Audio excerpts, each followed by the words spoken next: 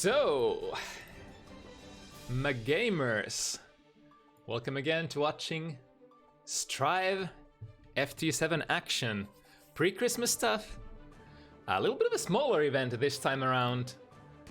Speaking of pre-Christmas, I know at least the Helsinki FGC is completely and utterly hungover right now after the pre-Christmas party yesterday. But show must go on. We got a couple of pretty nice matches for today. 5-1s. We were actually running. We actually had almost. We're running with 4. Since Nekomaster unfortunately couldn't show up. Had a thingy on a short notice, but we had a Juxtaposer fill in. I unfortunately couldn't catch invalid value, but I think the switch potentially should be okay. We'll have to see. We'll see what happens.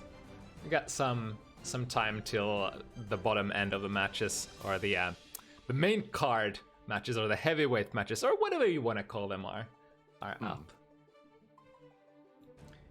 Joining me today, the one and only ZoKHiZ. Hello, hello. How's the character switch to Leo been? Have you been enjoying the game a little bit more after the switch? I mean, it has been way more fun to play Leo. Like, I just don't find Potemkin as fun in Strive as it was in before, like in the older Guilty Gear game. So it has been actually really fun to play Leo and like let him like learn the matchups on like Leo's point of view. Mm-hmm. It's that Potemkin just changed so much, or like a lot of I totally agree, being like a sub Pocket Potemkin player as well. A lot of the things that actually were super fun, or some of those things have just been removed, and the character is just completely different.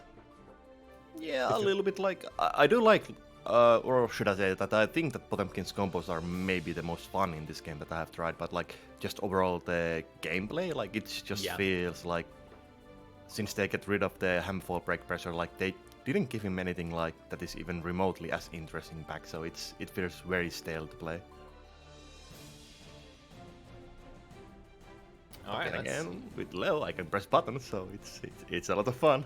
Yeah, and Leo, even though Leo has, well, I guess you're not stranger to certain matchup struggles playing Potemkin.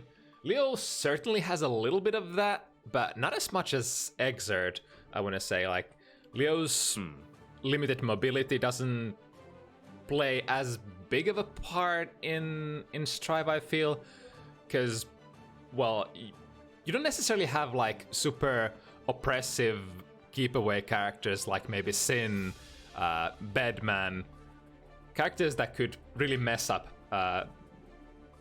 Leo in the older game. Yeah, that is true. Like and I would argue that you have maybe a little bit more neutral tools when you have the parry stance, so you can like kind of ignore some things and like move a little bit more forward and like skip the full screen like situations. Right.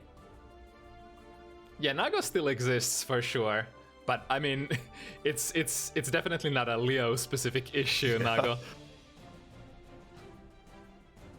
I think Nago is a struggle for basically everyone, except maybe like Zato ? I've heard. Yeah, but then again, Sato is also one that like people consider to be like very close to the top tiers. Right. And Zato has his own kind of struggle. Instead of like struggling to play against the opponent, you maybe struggle playing against yourself, because you have to, you know, master the Zato specific things. Yeah.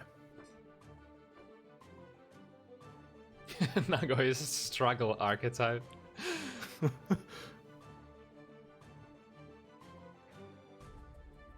Yeah, we thought the struggle was going to be on Nago's end of the things because of, you know, the limits on blood and whatnot. Oh yeah, like I can remember the wine and like complaining about the blood mechanic, like it's gonna just ruin him and he can do anything, like his pressure is gonna suck. Oh, okay. Yeah. It like on first glance, I thought the blood mechanic was sort of like a limiting factor, just like Sin. But then, the more you look at the character, it's like, yeah, this character kind of gets powered up when he's at level 2. Yeah, it's not like directly like you can't do anything at that point. It's just like you get better at doing some other things. Right. So it's like a trade-off, but it's still really good to be on like level 2. Yeah, the things that you basically trade for combo potential for zoning, and turns out Nago is pretty damn good with the improved range on his buttons. And especially like in some matchups where you have an opponent that has, or like if you're playing against a character that has like some difficulties getting in on the harder zoners, who maybe lack mobility tools or just don't really have good buttons to try to whiff punish or stuff like that. Turns out level 2 blood is fairly powerful. It is, like considering that Nago already has pretty long range, and then getting even more range on top of that, that's not easy to deal with. Yeah.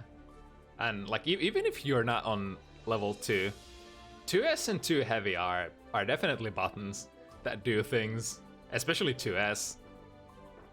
I kind of would love to see Nago 2S getting maybe a little bit more like recovery frames added to it, like just something that makes the button a little more interactive.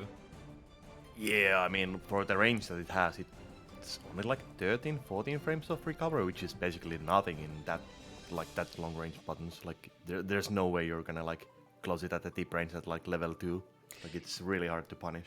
Yeah, that, or then adjusting the like hurt boxes of that move, because it's not only is it like fairly fast on recovery, it is very difficult to whiff punish because like it is disjointed, and like getting to a range where you could use your own button to actually like punish the boxes, it's just so hard to make it happen.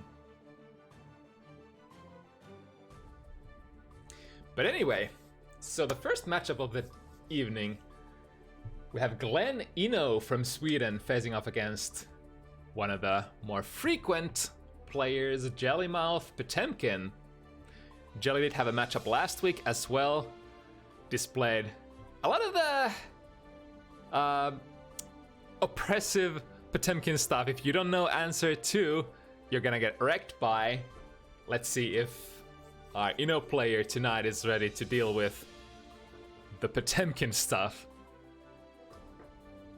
Yeah, it's definitely one of those matchups, like if you don't understand how Potemkin works and you just don't know how to deal with Garuda, it's gonna be a horrible time for you, but we'll see. Really important to know like where exactly is your sort of turn to interrupt, because Potemkin can sort of attempt to skip neutral with some of his tools if you don't know how like Hammerfall works, if you don't know how Mega Fist works. You could suddenly just have Potemkin skipping a hop next to you, and you're like, oh shit. I think like if you don't know how to stop it, then yeah, it's gonna be rough. Yeah. I think this matchup, how do you actually feel about this matchup in Strive? I think in Exert and overall in older games, Ino has been a character that Potemkin has struggled with, but in Strive it might be more close to even. What do you think?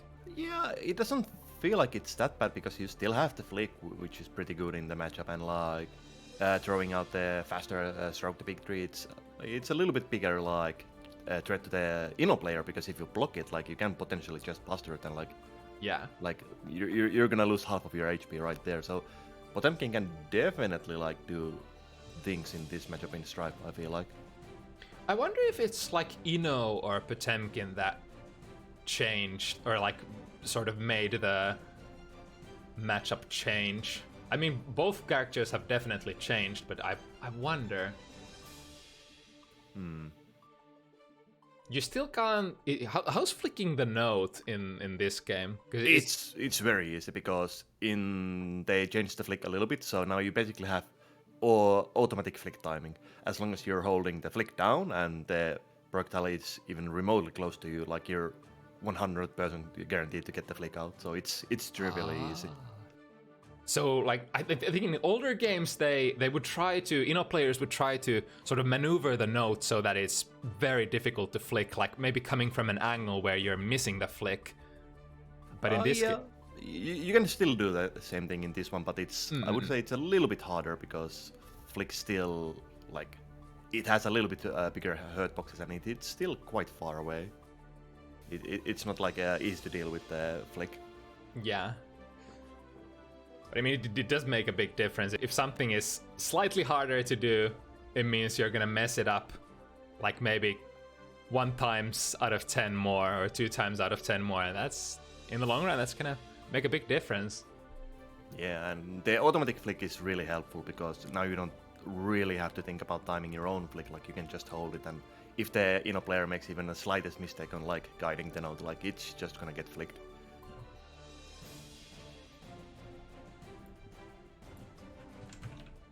Alright, we have players in the lobby. Start the prediction. We're pretty much ready to go for the first one.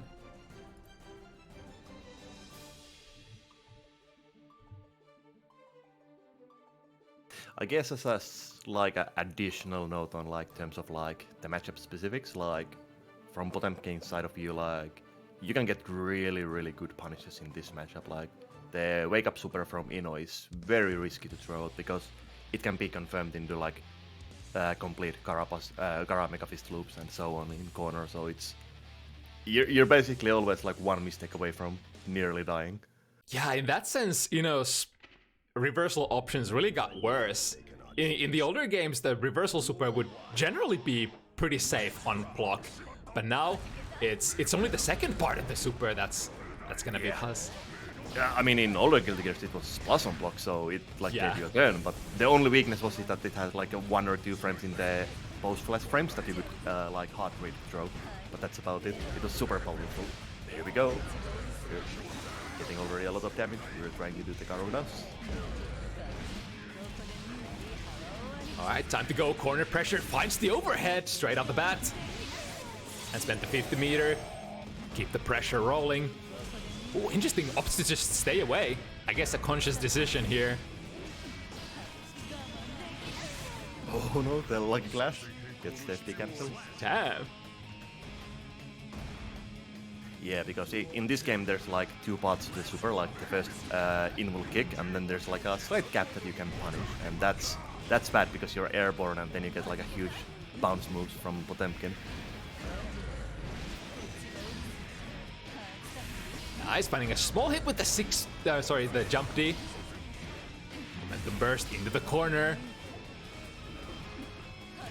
Oh, interesting. Glenn opting to sort of return back to neutral in a lot of these situations, which could be a conscious choice against Potemkin. It's kind of dangerous to be next to Potemkin if you're able to play from further away. Yeah, and if you're still like relatively new to the game, like if you mess up the block strings, it can mean that you're just gonna get like bastard. So maybe neutral can be okay sometimes. Ooh, that's really close. Slide head going in. Oh, nice! That was a really cool conversion earlier from Glenn. That one hit into a super. I wonder if that was on purpose, but if it was, that was super cool. Glenn taking the first one. It's a little bit hard to do like one hit confirms if they are not like high attack level or like counter it. So let's give him the benefit of the doubt and say that it was a attempt. Is it Street Fighter or is it just a mash? I guess we'll never know. Ooh, nice counter with Mega Fists. Yeah, like this is the thing that like if you don't know how to move around Potemkin and he just gets to do Mega Fist forward and get the counter, it's like that's so powerful. Yeah, we've sort of all been there. Mega Fisting forward if you can't crap your turn and just prevent Potemkin from getting stuff started off just Mega Fist. It is really rough because Mega Fist you're realistically not gonna challenge that button very easily in this game. So you really have to make it count on block. Actually, missing the Garuda Busters. This round going down the wire once again. Here we go. Oh, a little too early on that. Wait, no, I think. Yeah, might super have stupid because if you're like too close, then you don't get the clash and everything. So it's you have to space it. And if you space it too well, I guess you have an option to then backdash out of it. Yeah, like it's also like a bit of something that you have to have like a situational awareness. Alright, getting the bait from Jelly. Good challenge on the SSDBD.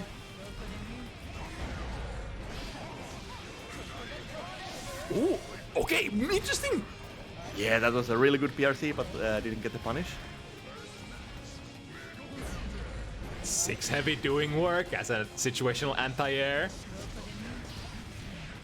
Nice, watch the Buster. A one hit, yeah, had to burst there. 50 meter for Glenn. No RC. Oh. Yeah, still 50 meter. Yeah, there we see the backdash from the Oki against Garuda. That's really good tech. Guys, so good spacing from Glenn. Glenn keeps being like a pixel away from getting tagged by all these Potemkin moves, but barely being able to move out of the danger zone.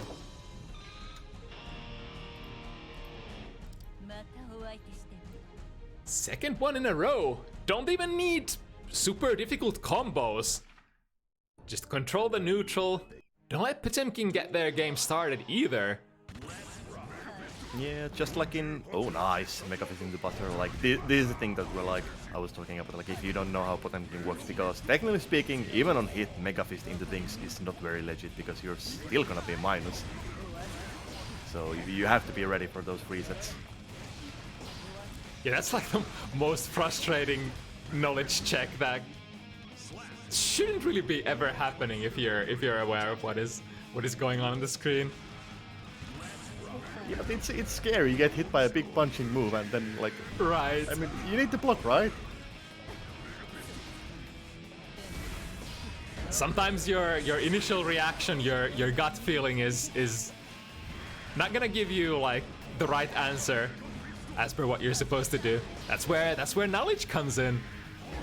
But it is still like very weird. Like generally speaking, it's the correct solution. Like you don't want to mash it to get hit because usually things are heavily plus. But then Potemkin just says, "Nah, I'm like -2. Like I'm gonna buster you." It is a very interesting tool in terms of game design. It is like a sort of neutral skipping tool, but it just like doesn't. In a realistic scenario, it doesn't give you that much. I mean, honestly, I feel like it's a little bit an oversight from transitioning from like XR to Strife, because in Strife you really don't have any like winning moves after Mega Fist on block. But then again, in XR, you could potentially do the backdash and like still have turn. And there we go. That's Potemkin round, really fast. Yep. From personal experience as well, since this game doesn't have a blitz, it's kind of like, at least in Exert, when you know it's coming, you can react to it and blitz it, because blitz starts up really fast. But like in this game, you're realistically probably not gonna 6-speed or anything. It's really hard to do anything, even though you know it's coming, due to the like very nice hitbox it has. Yeah, like if you're even a little bit low, like slow on 6P, like you're just gonna lose with the Mega Fist, and then the opponent gets a counter. Alright, reversal super is good this time.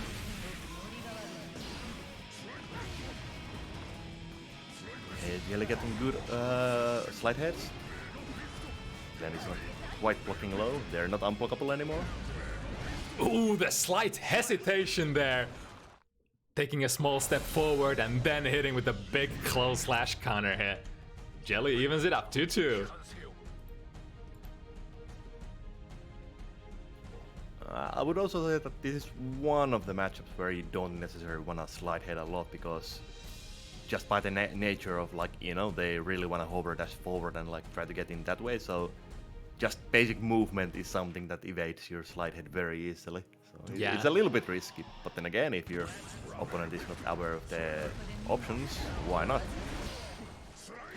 Yeah, and I guess Chemical Love also takes you airborne, but I think Slidehead tends to low profile that.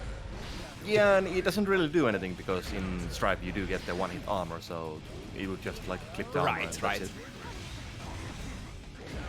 And I guess throwing a note also takes you airborne, so it's gonna depend on the timing and spacing of how things are gonna align. Ooh, a little bit of a take setup. Yeah, that looked like a cheeky wake-up buster, trying to catch out the landing frames. Oh, nice!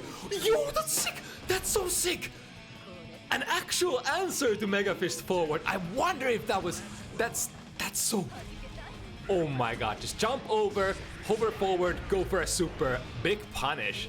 Yeah, that is actually the like pretty much near optimal solution. Like you're not gonna react to it and enter. Like it's more easier to just do like preemptive measures and like jump and assume that the Potemkin is gonna do the Mega Fist and then just heavily punish it. So that's a good move. That's not even like an Ino specific thing. All characters can just evade Mega Fist by, predicting it moving perfectly and then coming from like maybe an upper angle where Potemkin is already whipping the Mega Fist as it reaches like downwards, and then you come from above. There we go. Okay. Oh, the jumping D mix-up is hitting Jelly quite a lot. Tried to be cheeky with that reversal buster, but Glenn says no! Taking the lead again. Man, I'm still blown back by that amazing read on the Mega Fist forward. God, why haven't I ever thought about that? I've been stressing about, I've been trying to whiff punish it and stuff on the ground, but that might actually... Yo, I gotta try that. It's an option, but it's one of those things where Potemkin can play the RPS and if you happen to jump and you anticipate the Mega Fist and nothing comes out, well, now you're jumping at Potemkin and you're potentially getting grabbed by Heat or Heavenly or some other shenanigans. Yeah, that's true.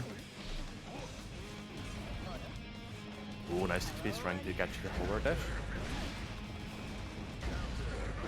And that's guaranteed buster. Oh, but we haven't unlocked the Kara busters yet. The Kara buster is sort of... Oh no! Bit early buster RC, but hey, it works. We still got the hit. I know Jelly loves that, RCing the buster after you're already guaranteed to win the round, to do a little bit of a sort of like a post-victory celebratory thing. That does kind of give your opponent an opportunity to burst still if you RC it. Yeah, you would have to be able to finish with a hit, so it's throw into a throw, so there's no gap to take. That's really brilliant though, when you have that kind of a life lead, because Jelly was on full health, Glenn basically had nothing, giving your opponent, checking if they're mashing burst. If they are, then you get an amazing opportunity to just, kill them right there and take their burst as well. Oh, nice! 6B after the dive, yeah. The dive doesn't get you necessarily straight out punished in this game. Sort of leaves you neutral in the air, but if they want to follow it up. Yeah, if your opponent has shown that they're awake and ready to do the anti-airs, you don't get to press buttons after the dive.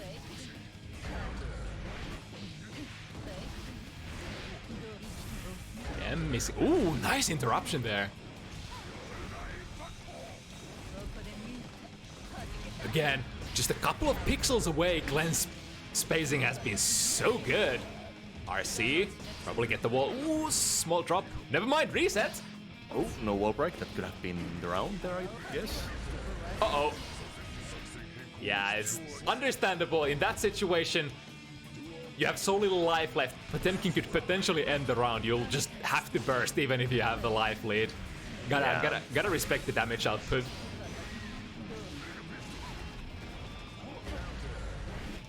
Oh, no Garuda cancel. That could have been again a guaranteed buster into a lot of damage.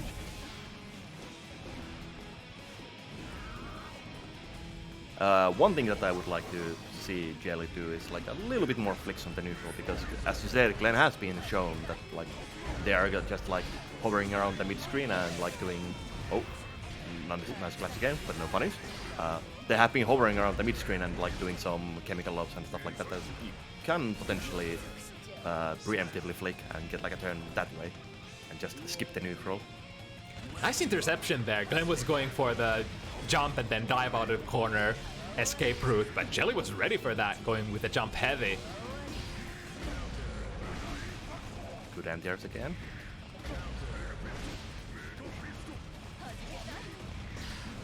Alright, time to get this party started.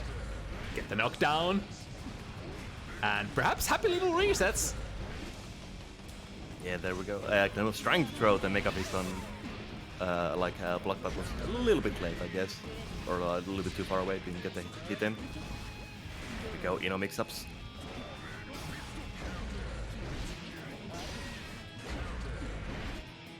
Oh, was the thing to combos? Yeah, that's a killing combo. Going down to the wire once again.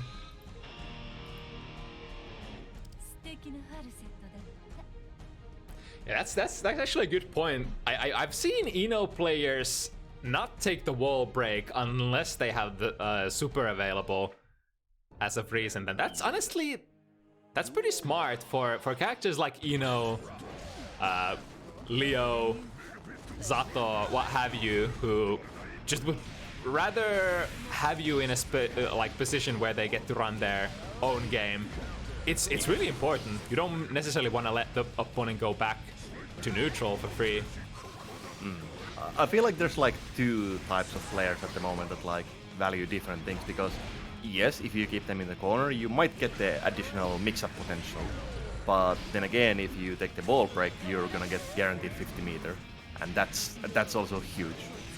Yeah, the positive bonus is definitely not a joke. Oh, nice getting the butter in between the string and the... What a read!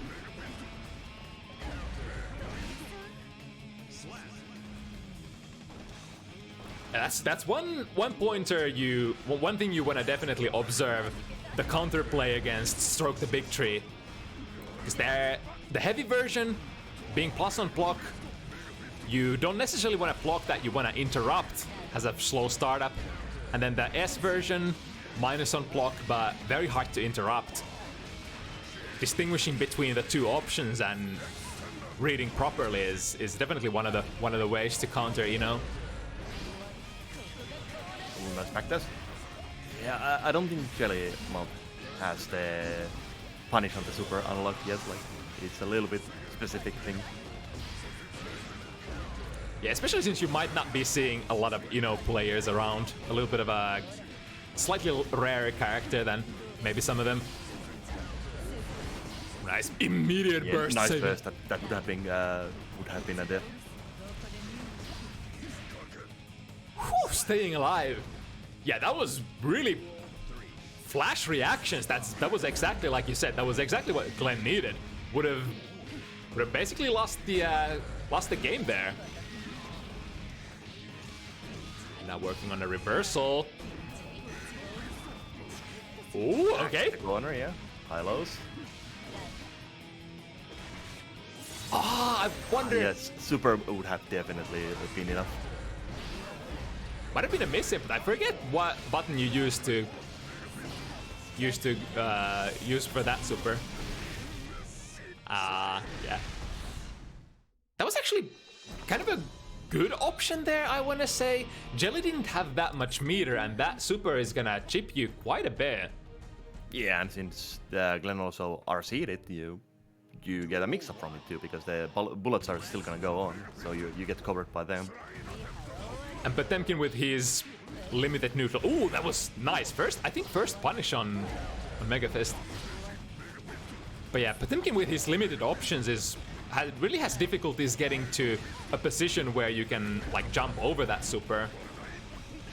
Bit early with the Garuda. Nice momentum burst, keeping Glenn in the corner.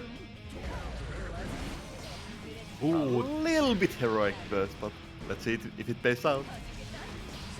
We have the resources. Ooh, the close slash barely whiffing. I wonder if Jellymoth probably wanted far slash for that one. Alright, now face the consequences. No burst for Glenn for this round. Although Jellymouth also at pretty low burst, so burst situation rather even. Ooh, nice diving under with stroke the big tree. Working with the corner.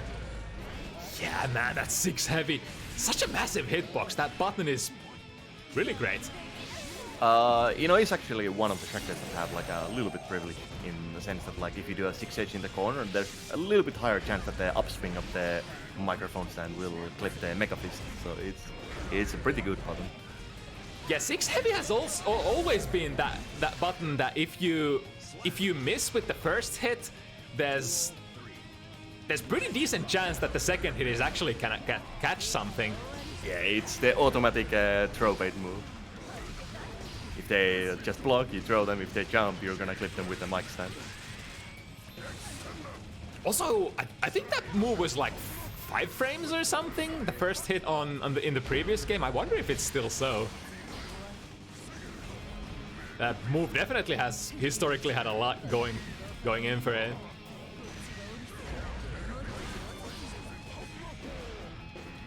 Punish on the hammer, yeah. Barely missing it. Ooh, that was a sweet whiff punish. Fortunately, we didn't get a big combo out of it. One more hit. Yeah, this time. Not able to slither their way out of that one. Yeah, like that Garuda was nearly in the like range of like just doing a chip death too, so it's a tricky situation. Good anti-air to the Mark Class, controlling the space. We have some Garuda pressure, Mega Fist, no punishes on them, or like taking turns. Glenn has been trying to throw a lot after those Mega Fist forwards, but I think in a lot of those cases it seems like they just haven't been close enough to get the throw. Yeah, the throw is more of like a mid-screen situation, because in the corner you tend to get like a little bit more pushback and like it's harder to stay in range.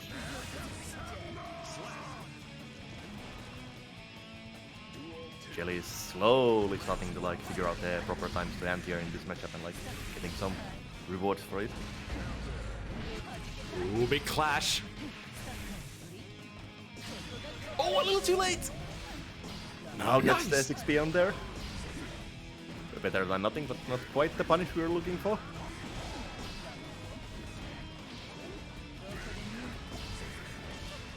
Again, finding the anti-airs. Small hits. Yeah, like it's really good to like just show the 6p or 5p so they can't constantly do the oh nice bait on the burst. Oh, but got the classic prey 6p, a buster punish, miss inputted. Still gets the round though. And again, we're even 5-5. Jelly running it back. Gamers.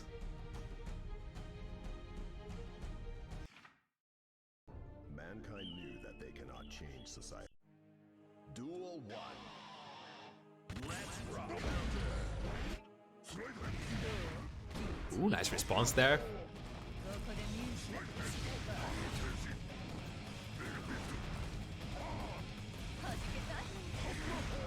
I really like how, even though Glenn is moving forward there, they're super ready to like block if Jellymouth wants to throw those big swings out of that neutral. Staying very safe with their movement. Ooh, nice bait. Gets the punish. A little early on the note once again.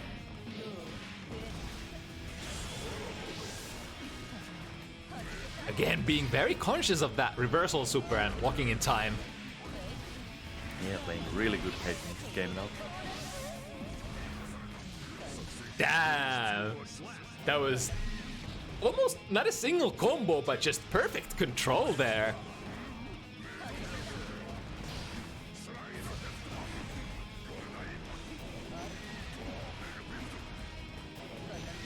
Nice diving under the bar slash once again.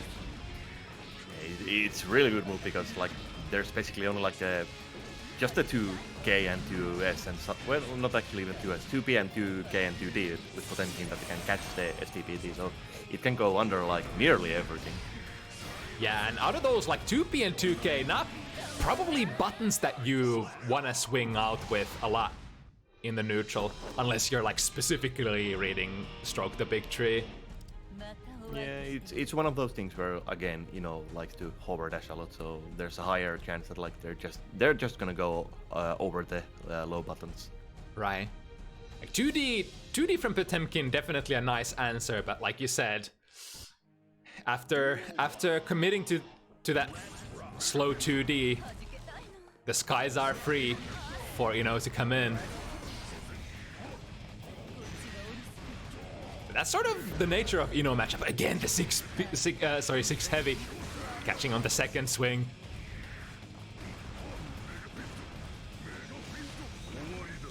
There you go. Make up his 3 hits, and that's like 60% of your health gone. With That's a very decent gamble. Even if your opponent eats that like one time out of 4, you're still probably favored to win the round afterwards, getting that 50% of their life.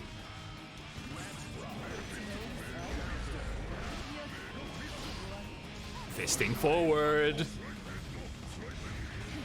we go with the over the slide head. Like that punish is really good if you can do it reliably.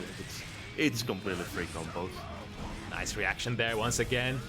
Jelly with the good anti-airs. Hellos. We ain't blocking this. Ooh, that time, yeah, he was already committed to that 6 heavy. A little bit scared about the Hammer 4 break, but it's sadly minus infinite in this game, so... Ooh, nice! Again, ready with the interruption. And I believe that's 6-6. We're going into the last game. Indeed. Yeah, against Ino, you really don't want to hold it too much. You have to, like, if Ino players go for the cheeky resets with float dash, you gotta be ready to jab or maybe the 6P, and Jelly has been pretty active with that.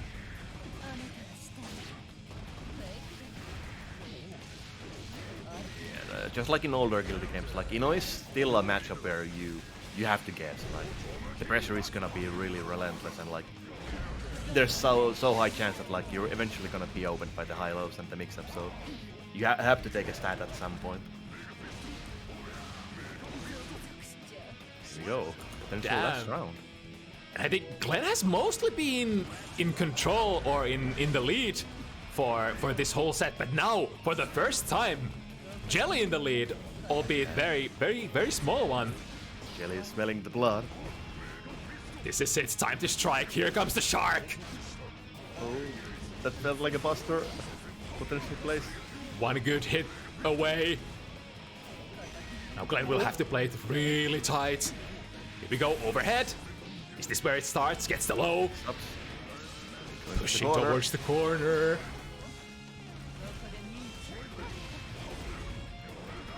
Glenn is not really blocking the slide hits. That's very, very scary. Evading the best they can. Ooh, there we go. Yeah, okay. Finds the overhead.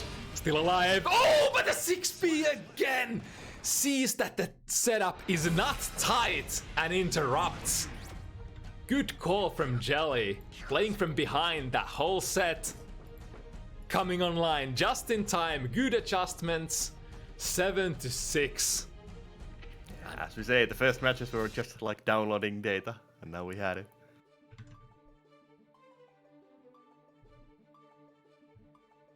That was a really nice debut from Glenn as well. I want to say like super good control, considering like if we want to put players in brackets, if we want to say this is the quotations rookie bracket, really nice movement using your mobility options to the fullest from Glenn Ino. Yeah, it was a really good showing. Like it was the basic like so-called rookie bracket in the sense that like there was some combo drops here and there and not enough punishes, but like those come in time. Like, but the basics were there. Like, there was some good mix-ups and some anti-airs and everything. Like, it was a nice match. All right. So next up, I believe it's my turn. Indeed. I'm just gonna mute myself and hop on to the game. All right, good luck. Let's hop on to the next prediction. Fix this one. Okay. So ZoKHiZ Leo, the Potemkin player that you've loved to watch so many years in Exerd. Now with a newfound character for Strive.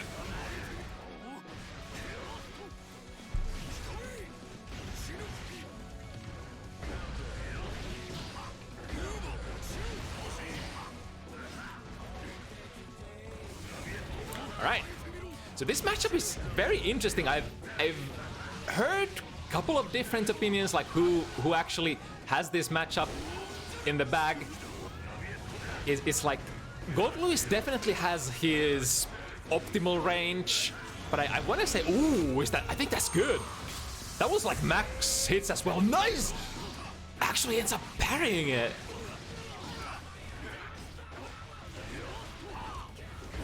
And ZoKHiZ was talking about that, playing neutral with the parry stance, already putting that option on the table. That might actually be pretty good, because like at certain range, GoldLewis really controls the like sort of the spacing game. Challenging Behemoth Typhoons generally not a very good option unless you're close enough to sort of beat it with your startup.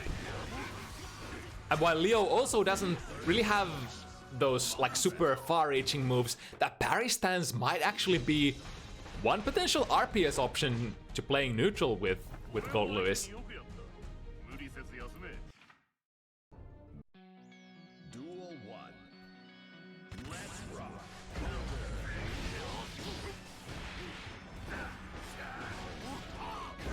Yeah, look at that once again. It doesn't necessarily give you the biggest rewards, but just, you know, getting a hard knockdown is such a big thing for Leo. Alright, first big swing. Opportunity for ZoKHiZ to get their game started. That's 2 hits so far. 2/3 of Leo's life bar already gone. ZoKHiZ, good whiff punish. Oh my goodness. Whiff punishing with Leo of all characters. Here we go, big combo. ZoKHiZ holding on to the burst. Knows that that's not gonna kill. Go back to the neutral. Players almost with 50 meter available. And attempting to go for the chip kill. ZoKHiZ finds the hit. Doesn't have the meter though, unfortunately. Needs one more hit. Great instant there, dash in, immediate YRC, and finds the Behemoth Typhoon. I think that was a backdash from ZoKHiZ. The Behemoth Typhoon just reaches so far away. Nice, grabs the flash kick. Ooh, that was so ambiguous. The Berserker Slash, at certain spacings, it's really hard to see whether it hits front or whether it runs through you. And if it's gonna hit from the front, you're not gonna be able to throw it.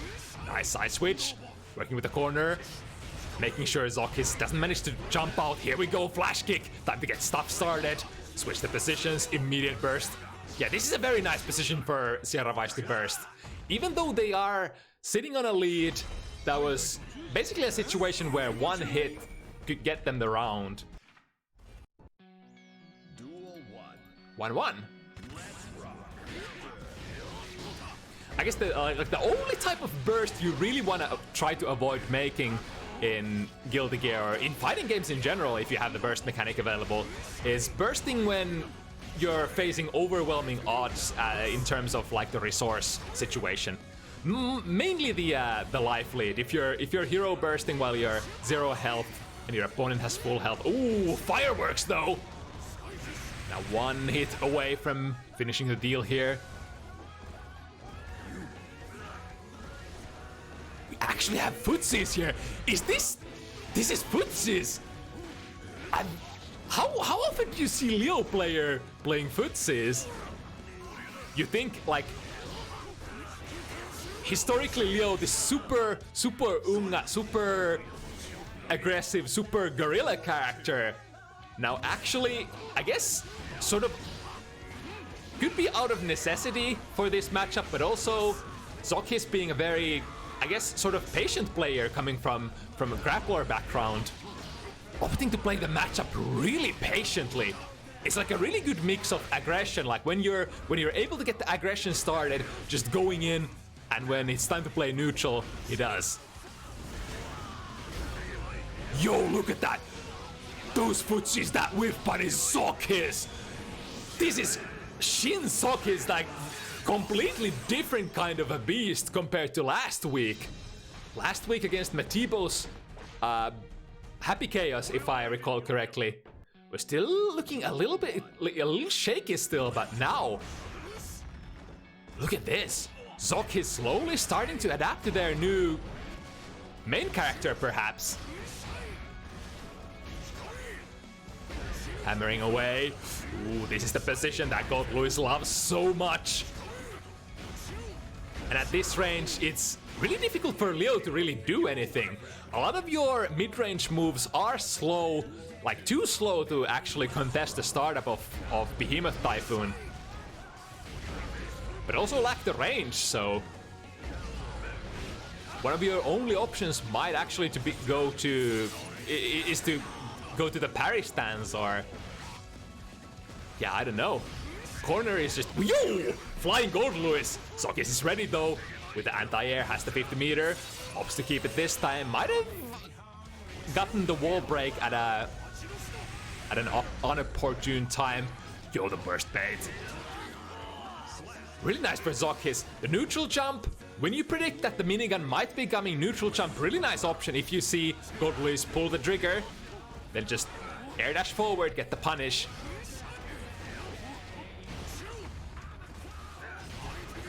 Nice! Immediately into the parry stance after whiffing a button. Hammering away.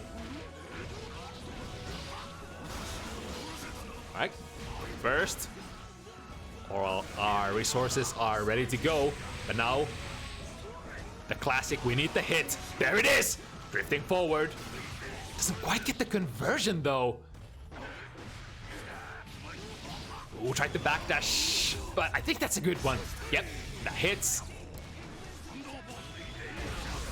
Yo, that was so smart. I think that might have been on reaction as well. ZoKHiZ saw the startup of the bot. It's kind of similar situation to like when Kai wants to play like a heavy stun edge Oki, and they're too close. If you can react to that, reversal super, reversal DP. Don't let them get a free Oki if you can help it. Really strong start here from Sierra, working towards the corner. First one ZoKHiZ still wants to play this round. Catching the backdash with Skyfish. That doesn't really give you enough frame advantage to go in for a good Okizeme as GoldLuiz.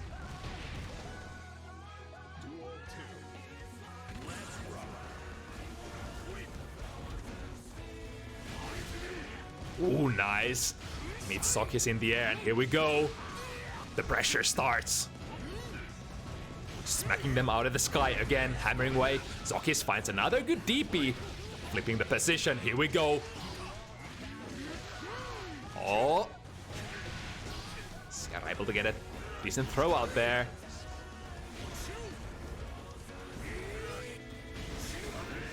Yeah, even though you have the sort of range advantage as GoldLuiz, you really can swing willy-nilly. ZoKHiZ has been displaying those whiff punishes from really far away. Sierra Vice has to be really careful when he chooses to swing around with those. Corner pressure for ZoKHiZ. Caught the backdash once again. Or maybe a jump. I'm not sure which one that was. It's a jump or a backdash, but the Skyfish reads have been pretty good from ZoKHiZ so far. Like almost like 40-50% able to catch ZoKHiZ in the startup of something.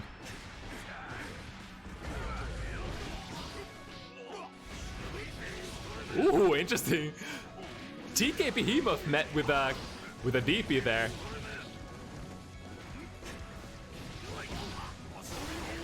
Alright, flip it around, gold burst. Both players with a lot of resources, here we go. Not quite getting the clean hit, but working towards the corner. I think that was again a nice read on the DP. In this game, DPs unfortunately not throw invulnerable. So very interesting dynamic there. Able to throw DPs in this game. Ooh, finds the overhead. And secures the corner position. ZoK has so much meter here. RC forward, keep the pressure going. Ooh, nice! Sierra finds the interruption there. Quick jab into a conversion was really fast to flash confirm as well. That's so important. I keep saying how important it is to flash confirm in this game. Every character has their 5-frame buttons. And especially since you have like, compared to older games, your defensive options are much more limited. So your Abare jabs play a really integral part of your defensive game plan. And if you can't get those like 2P piece, 5Ps confirmed into like relevant combos, there's not much to prevent your opponent from just, you know, after that interruption, pressing buttons again. Oh, finds the 5D, that should be the round.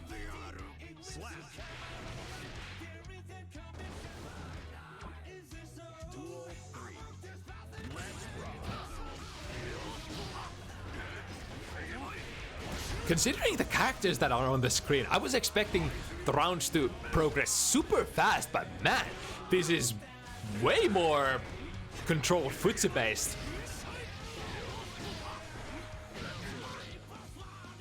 Alright, neutral trade there, ZoKHiZ closing in. Ooh, wasn't quite comfortable enough to poke after the parry stance there. Finds a throw. Now working towards the corner, nice backdash from Sierra.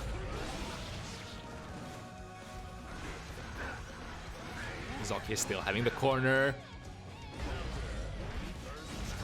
Resource situation dead even. Oh, Baster Gold Burst, and in Strive, Gold Burst, very punishable with strikes. Good patience from ZoKHiZ there.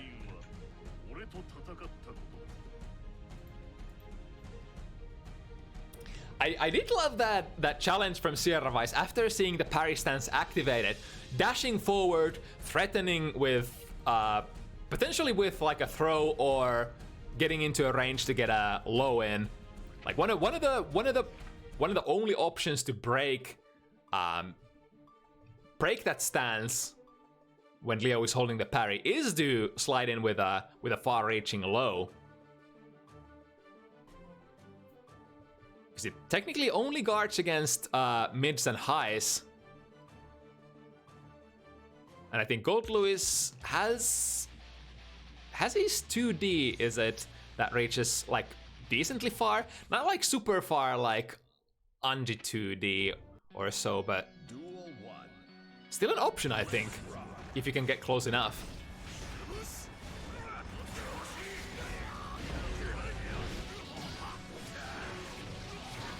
(2-4) for ZoK.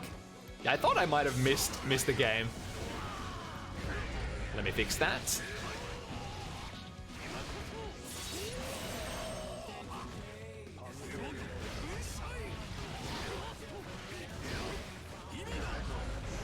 Alright, finding a jump D.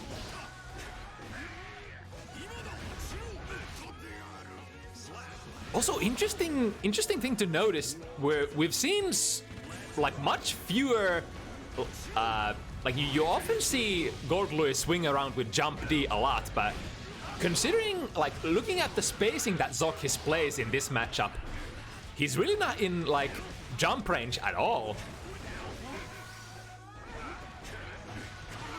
So the usual really fast jumps into jump D are not playing that big of a part here. Again, finds... Man, the footsies are so intense. Yo, 6B clashing with Air Behemoth Typhoon, drifting forward into the pressure. ZoKHiZ finds another very important DP. Ooh, thinks that they can finish it here. Are they gonna? Yes, indeed. Good presence of mind from ZoKHiZ. Sees the opportunity to take it with 100 meter, and he does it.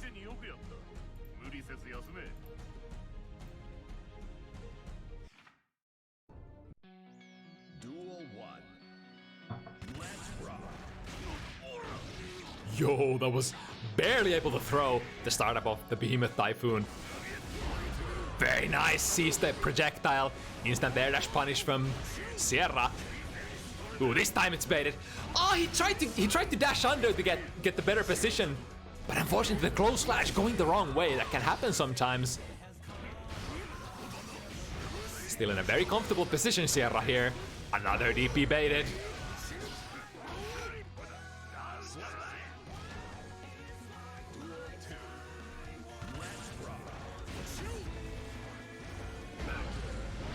Nice, another good dash forward, close slash. First to get out of the sticky situation. Here we go. Again, catching the backdash. Big ZoKHiZ hasn't been like super ready for those berserker slashes. Depending on the spacing, of course, you might just want to backdash and dodge. ZoKHiZ finds another 5D.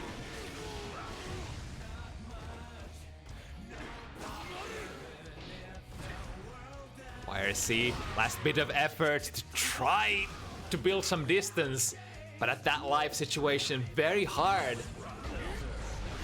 And with the limited mobility that both these characters have, at that far range, those sonic booms from Leo, potential finishing tool. Now working the corner again, ZoKHiZ, 50 meter available. How's it gonna be?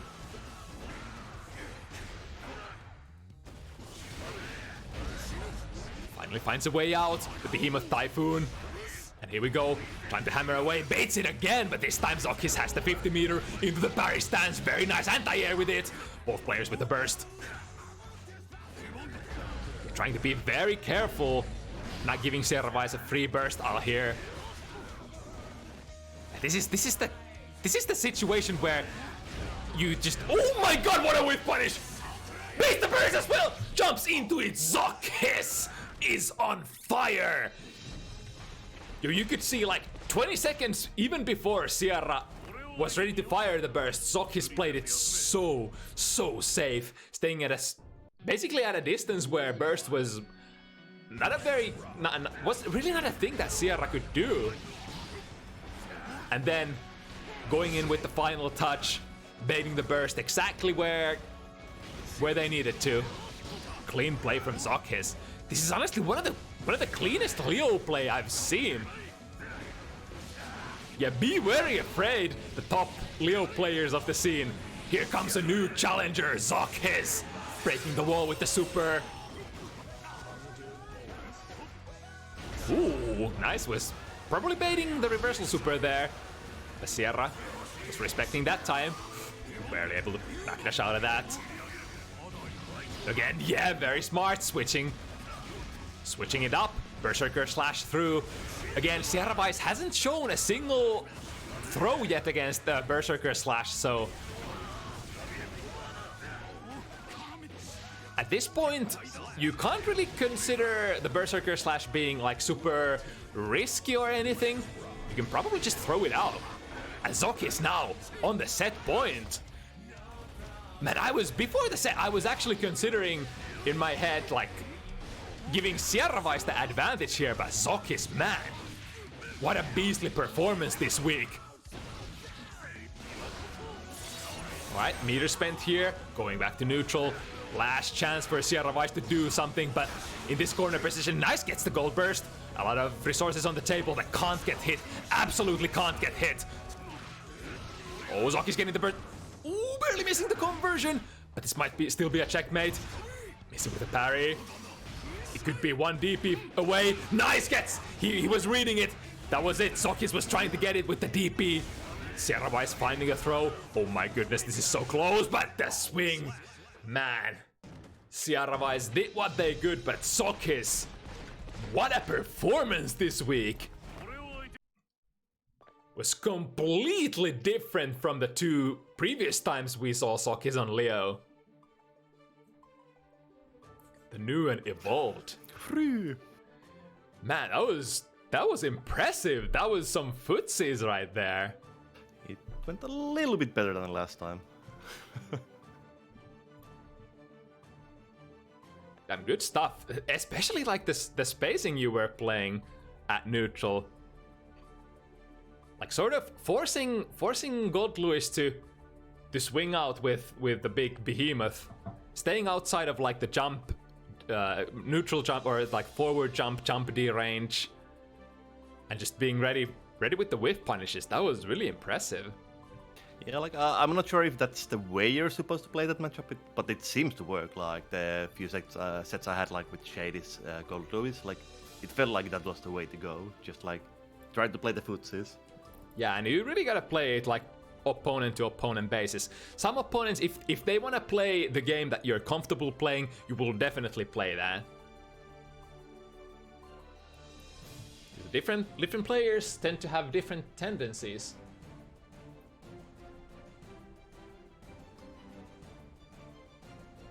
Alright, so let's see. So I got a confirmation from Invalid Value that they're fine playing the Juxtaposer match up. Let's see, if Invalid Value is ready, we could play that right now, because I think Juxtaposer had a tournament coming later today, so let's see if we could fit the Invalid Value versus Juxtaposer match here.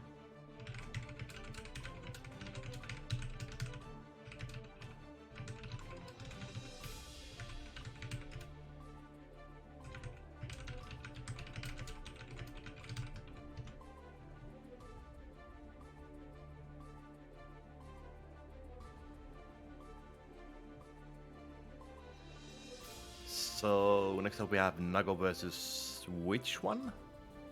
Was Juxtaposer Faust? Yeah. Yeah. So two long range characters duking it out. Somehow I feel like I just feel like it has to be a bad matchup for Faust.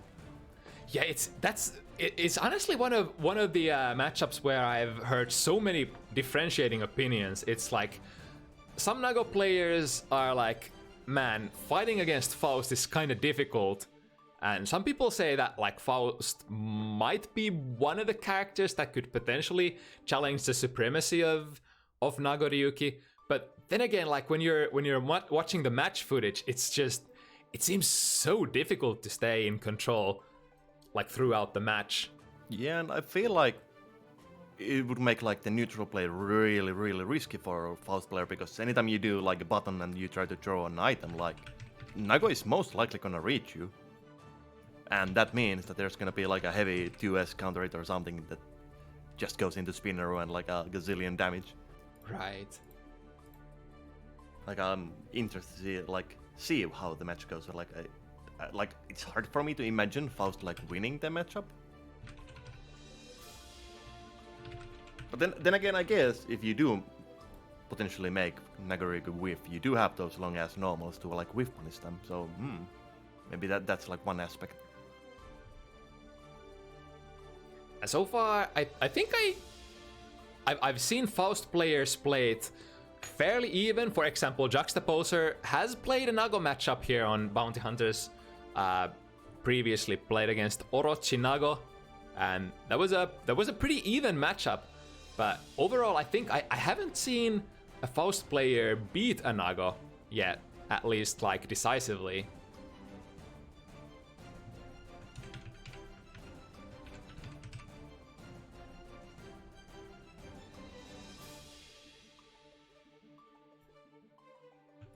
So, where are our players? Are they both sleeping at the moment? We demand more matches. Yeah, I had Invalid Value on Discord just a while ago.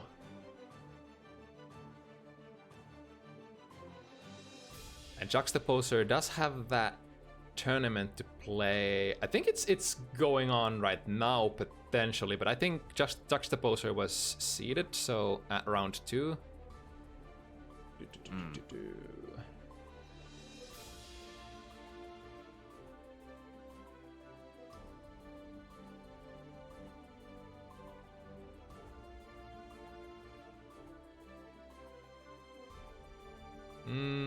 Might have to do the Radune versus OliveOily as per schedule.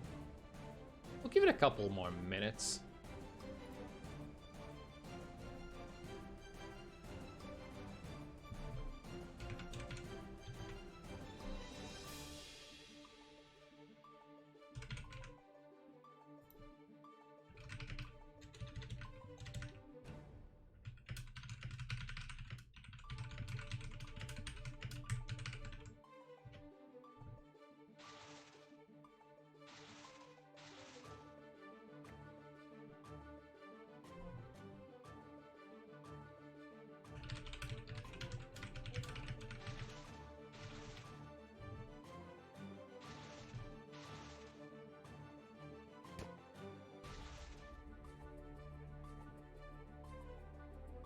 Short intermission. Please stand by. It wouldn't be an FT7 event if there wouldn't be some like delays at some point. Like that's just the nature of things. Oh, there we go. Signs of life. Pick invalid value might be ready.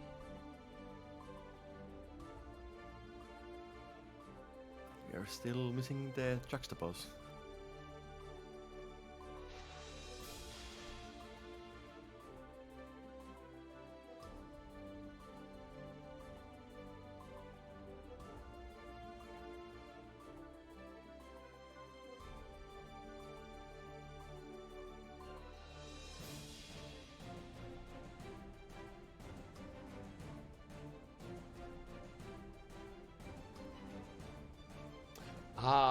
Damn, invalid value is currently on their way home, so not ready to play quite yet. So I guess we'll have to play Radune versus OliveOily first.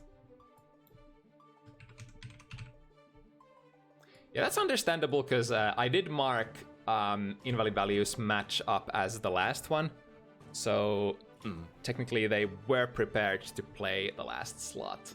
Yeah, and I believe you said the juxtapose had like, or juxtapose said that they need like a middle slot or something. So yeah, it's a little bit clash of like schedules. Right.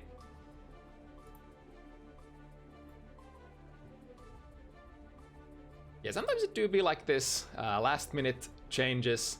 We'll see what happens. But for now, we'll run with the Radune versus OliveOily as per schedule. So invalid value is gonna be home in around 25 minutes.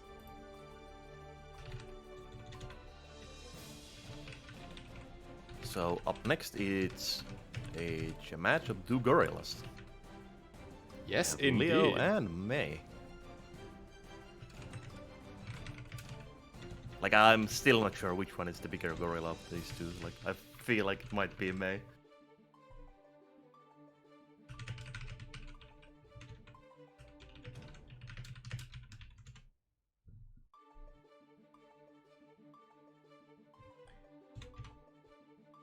See, let me message OliveOily, make sure that they're ready to go. Deknud is saying on the chat the next matchup is a gorilla versus gorilla and Leo. That might be true.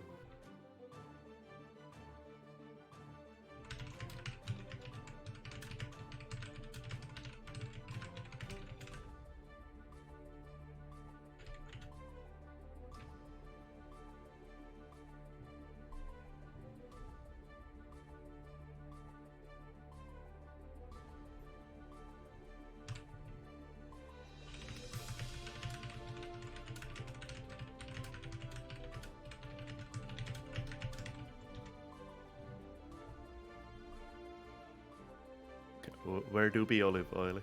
Are we missing them too? Oh, OliveOily is on their way. All right. Nice. So we have a match for the first time in 10,000 years. it's gonna be cutting it super close because Juxtaposer's tournament is starting really soon. But hopefully we can still make it work.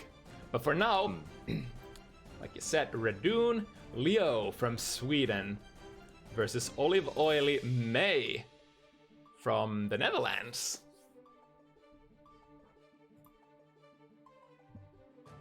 I wonder who's actually the favorite to take this.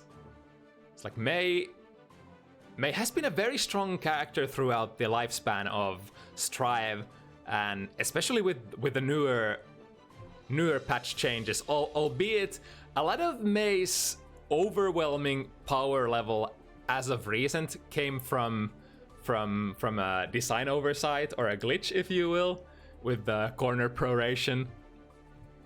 But May still obviously very strong character, even with a slight damage nerf. Yeah, I mean, don't believe the lies. Like, I've seen the May damage in the corner. It's still like easily one of the highest in the game. So it's yeah, it's funny. Even though the adjustment sort of, I think I've heard from May players that the fix sort of dropped your combo damage like roughly 50 damage per optimal combo, but still you're doing like essentially more than Soul can from an optimal starter in the corner with your good starters. So yeah, go figure. Yeah, it's like the buck basically gave you TODs from certain situations, especially if you have a little bit of, basically if you have any risk on the opponent and you get your favorite starter, there's really high chance that it's actually gonna just one hit KO the opponent. Or so was the case, but now this new and fixed May ready to go. Radune, obviously you've seen this guy, the showman himself. A very the Mr. DP. Yeah, a very different kind of Leo compared to what we saw earlier from ZoKHiZ.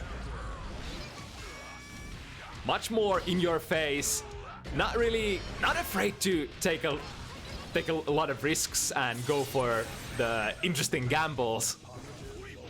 Love stuff like RPSing on 2D. No fear for swinging the DP. You already know it's gonna be wild. The May's a character with very decent buttons for the ranges where Leo would usually love to play.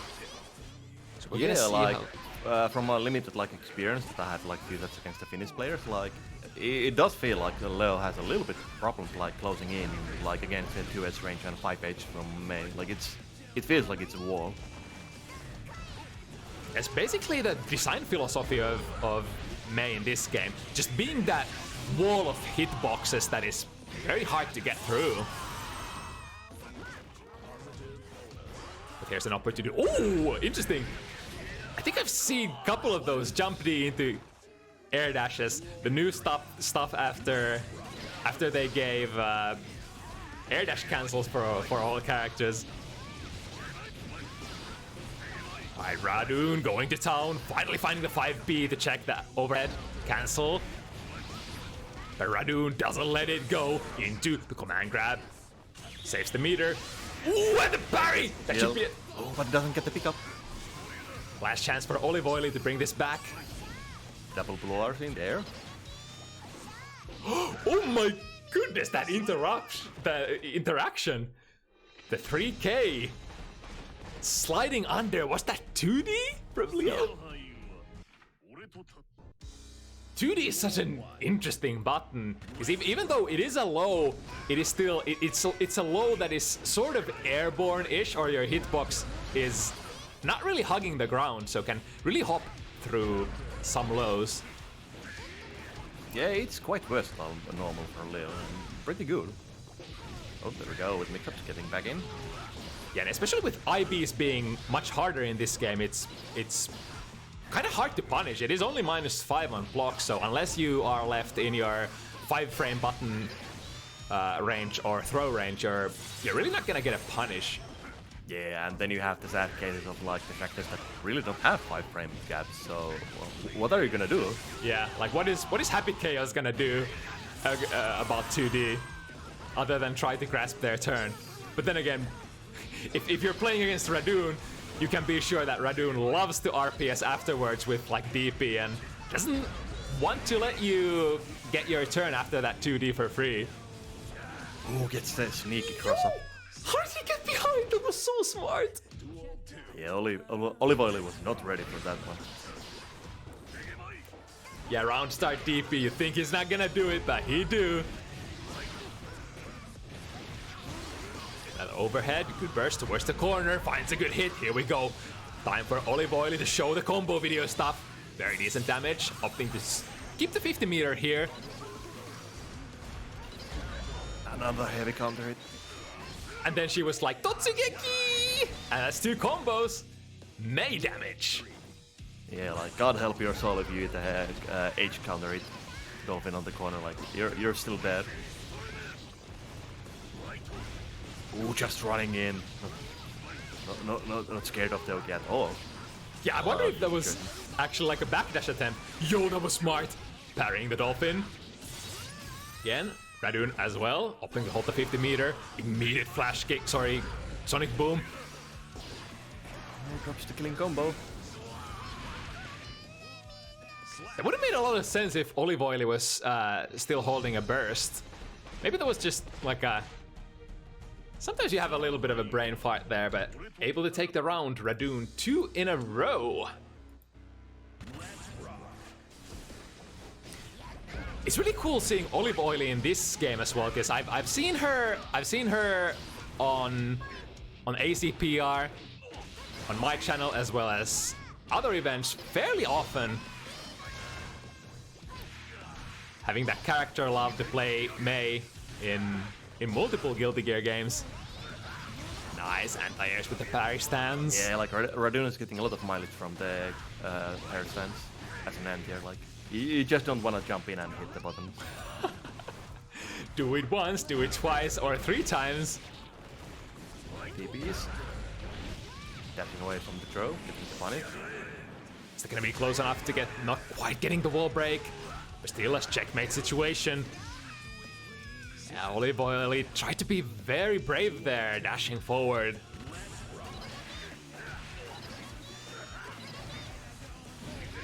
Ah, hitting from behind. It's one of the benefits of the flash kick. Parry stance.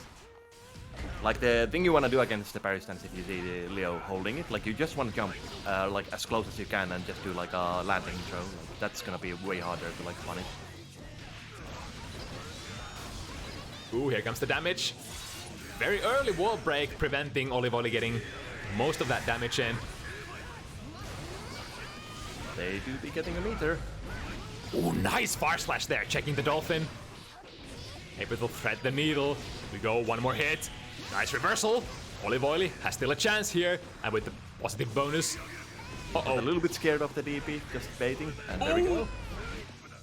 And opting to hold the burst. I kind of like that. I was willing to bet that Radune might actually instant burst and still try to play the round, but this time opting to go with the safe option. Heavy counter 2H. Yeah, now holding that burst gets out of that big combo. That might have actually been most of Radune's life. Now 50-50 both players. A lot of meter. Radune with the pressure. Again, good reversal. Gets the corner. Yeah, might as well DP. You know he's gonna DP when he has 100 meter, like. Yeah. It's relatively safe. 100 meter and the bonus active.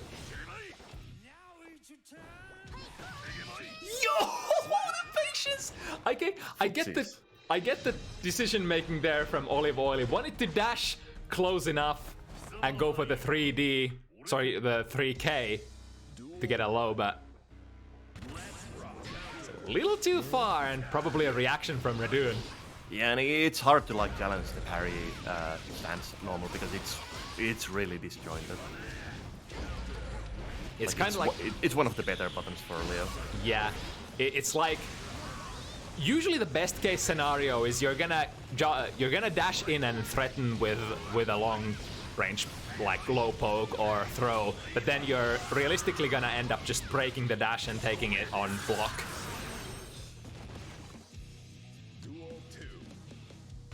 Because I mean, the Leo players are not gonna, if they're holding the stance, they're not gonna let you dash in to the like active range of your low pokes for free. Yeah, like they're hyper focused on just like playing the spacing game and just like counter pokey. Like it's not gonna be easy unless you have like a button that just directly like goes under it and like is really reliable. Ooh, nice! Oh, baits the burst. Doesn't get the confirm. That should be the kill, right? Oh no, whiffs the fire pillar. Which is weird because it does have really high up hitboxes. Yeah, kind of, sort of like a little bit like Trishula Mini. Not quite though.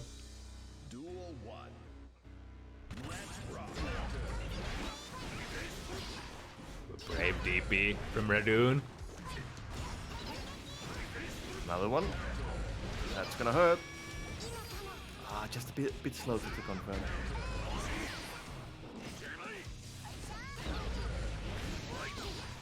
Yeah, OliveOily is having a lot of problems with the stance, or guard stance normal now.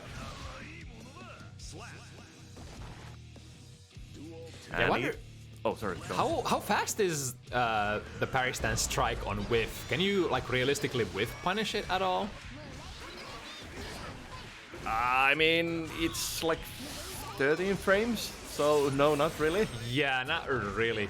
Usually you would be looking at like, I guess like when you have a button that whiffs for like 30 frames, you start getting to the comfortable territory where it's like easy-ish to whiff punish stuff, but like 15 and below starts being like super hard. Yeah, and considering that it does have like really disjointed hitboxes, so you have to be really careful so you're not like too early with the whiff punish or you might get clipped. Yeah, just like we were talking about Nago 2S earlier, it's like combine a move that has decent recovery. Oh shit, here we go, corner DP bait, that's a lot of damage. Yeah, like, see? May does no damage, like, oh woe is me, the bad skilled May. Ah, yeah. And there we go, again, DP super, easy punish, or not, a little bit late. Yeah, tried to go for the optimal one, launching with 5D. Ooh, nice whiff punish. Right, DP, you can't stop Radune from throwing out the DP. That's the name of the game. We play the RPS. Name of the gaze. Was that a Freudian slip? Nice dashing through. Oh my god, with sight! Did you guess? All the thing wrong, yeah, like, stance is really strong now. Oh wait, interesting. Open to RC there. And with DP cross up, yeah, you have to burst that. That's a lot of damage. Ooh, that time the 3K gets there, slides in under the parry. Small drop there at the end, could still be anybody's round. And that should be plenty enough. Yeah, that time the spacing was not the most opportune for Radune to play the risky RPS after the 2D.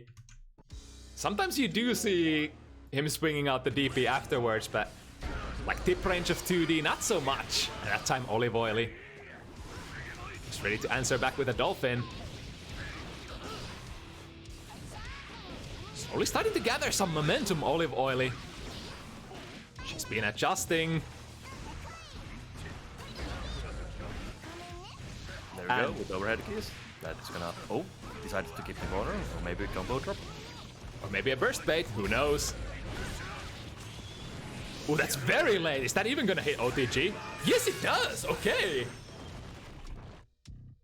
Sorry for doubting. That's brilliant.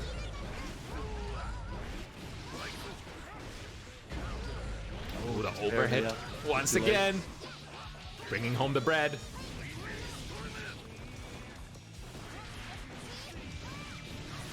Oh, that sneaky reset again from the very dubious spacing. If you're super close, it's easy to see it's gonna cross up that Berserker slash, but Although I'm not sure if OliveOily knows the stance or the guard stance normal. It's your own block, so there's like a slight RPS there. Like you can use like slow buttons if the Leo player is using 5-tier like DPs. So it's not necessary your turn to press buttons.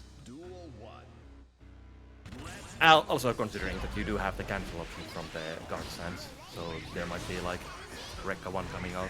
Here we go again. Oh, misses the punish, but still gets a second punish on the normal. Was attempting the wave punish there. Yo, yeah, just swing it and swing a DP. Yo, there was space to cross up there. That's crazy. Nice, avoiding. Ooh, that's the punish. Oh, tries to do the DP punish on it. Yeah, that's actually pretty smart because I think. No, actually no. OliveOily didn't have the meter there. Watch your feet. Getting below once again.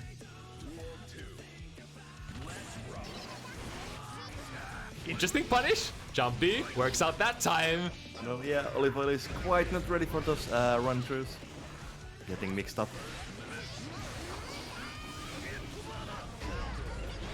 There we go, good. I think that's just overall what OliveOily needs more. Just like careful neutraling, putting hitboxes out there, not letting Radune sort of run away with their game plan.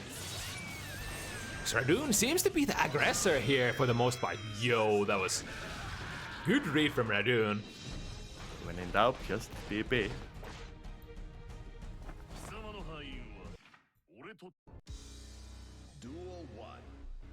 And the lead is rather massive here, looking at the classic 7-2 curse.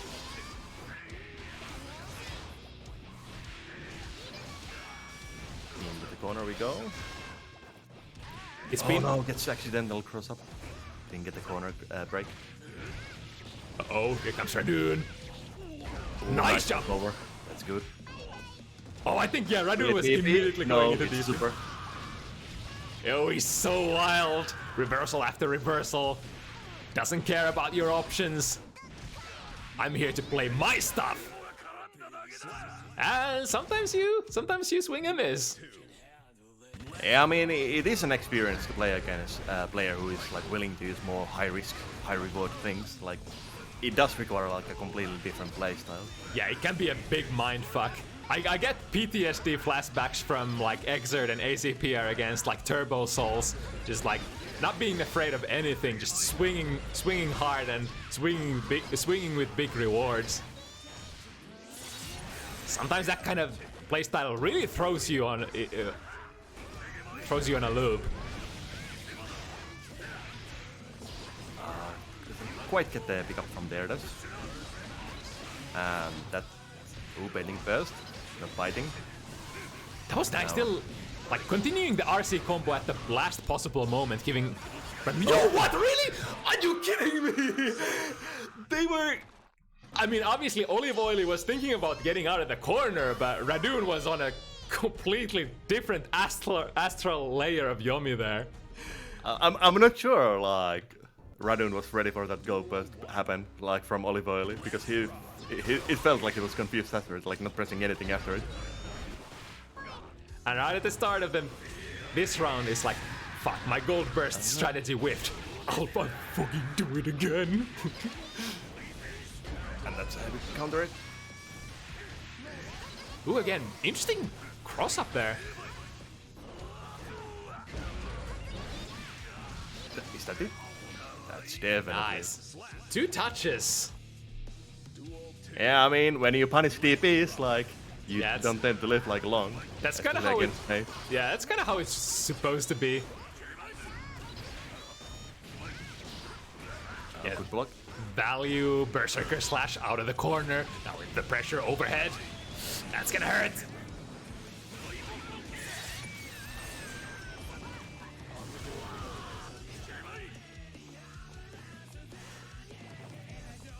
I mean, that's not technically speaking even bad choice, considering that like clear player is not gonna get like hits on blocks, so they don't get like a lot of benefit from the positive bonus. So in that sense, like neutral is fine. Kind of good choice there from Radune as well, holding that, because OliveOily had very little health and was kind of forced to come in sooner or later. Nice, gets the reversal DP. Radune just wants to stop DPing when he has meter to RC. That also makes it so that, like, when you're playing against that 50-meter DP character, you, like, the play is to make the DP whiff. You can't block it because you know they're gonna RC. And Radune one combo away from the set point. One mix-up. Ooh, no punish from the burst.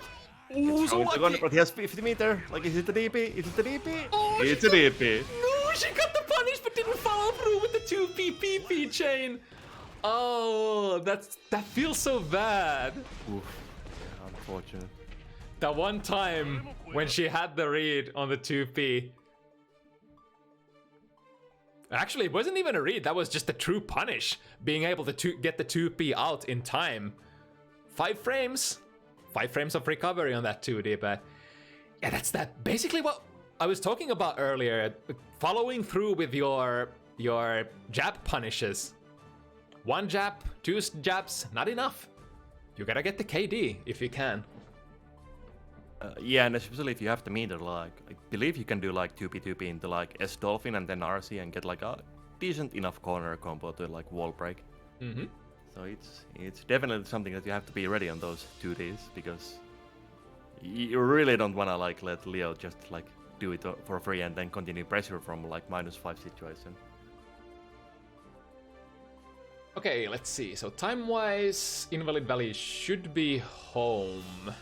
But the question is Juxtaposer still available or has the tournament started already?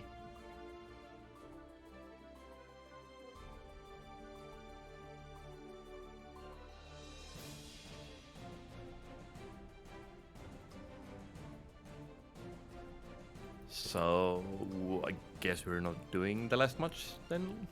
I take it.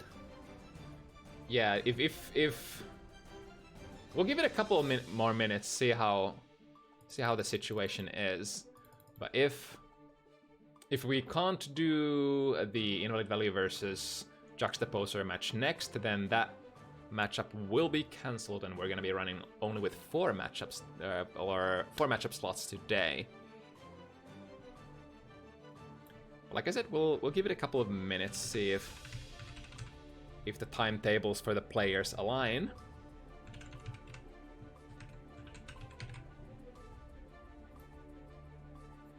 It really do be like that, because there's a lot of Strive content, a lot of Strive events available currently. Very what's the word I'm looking for? Very popular game right now, and there definitely is not a you're not running out of tournaments, out of events to sign up for. There are even like multiple events happening every single day, so there's a little bit of contention, or some of the events are even contested. And if you want to play as much Strive as possible, then you might sign up for multiple events per day as well.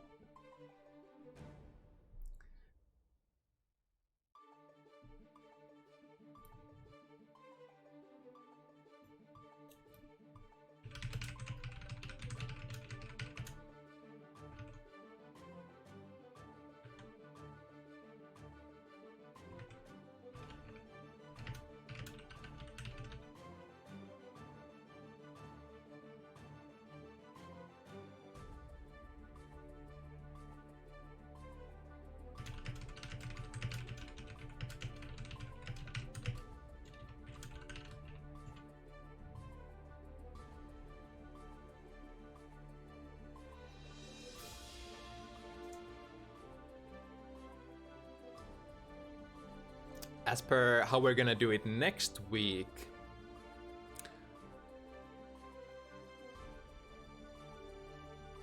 Oh, yeah, they're asking in the chat if they. Yeah, Breaker, we're giving it a couple more minutes. The Invalid Value match might happen or might not.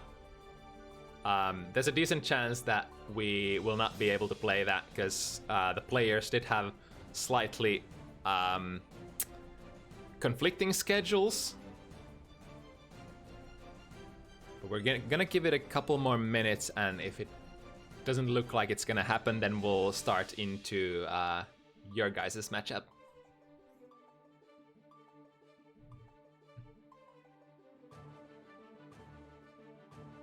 Yeah, sorry about the uncertain conditions. Sometimes it do be like this. We're used to rolling whatever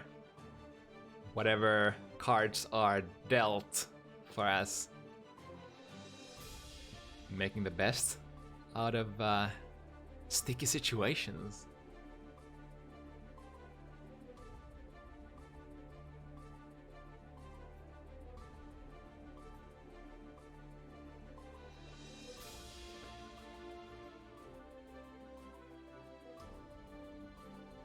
Considering there's no response from Juxtapose, I think they're...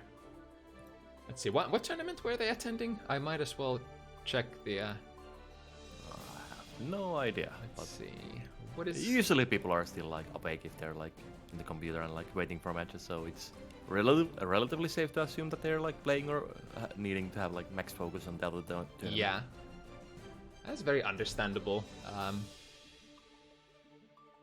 If you're playing on a tournament and you don't show up on time, you're gonna get DQ'd, and that's no fun.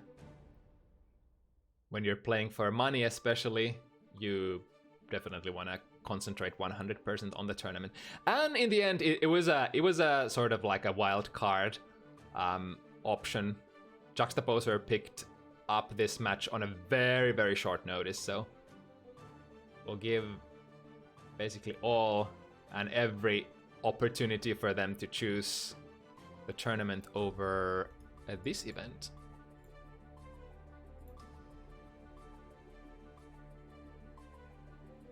Yeah, they're playing tournament match. All right, let's do the Breaker versus Deknud match then. Fortunately, we weren't able to make it happen.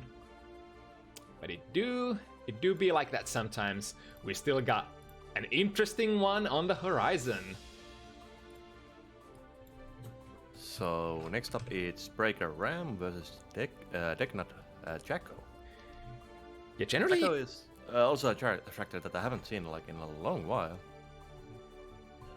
Yeah, although we do have we've had quite a few Jacko players on Bounty Hunters, especially recently. Lots of top level Jacko participation. We have Deknud for the first time jumping in today. Also Carrot of Wisdom, as well as Fission. All those players playing at a very high level.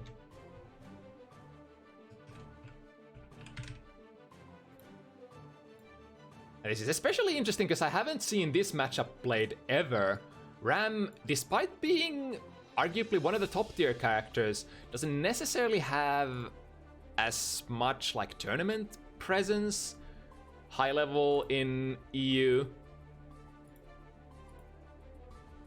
So it seems like both players are ready. Just go.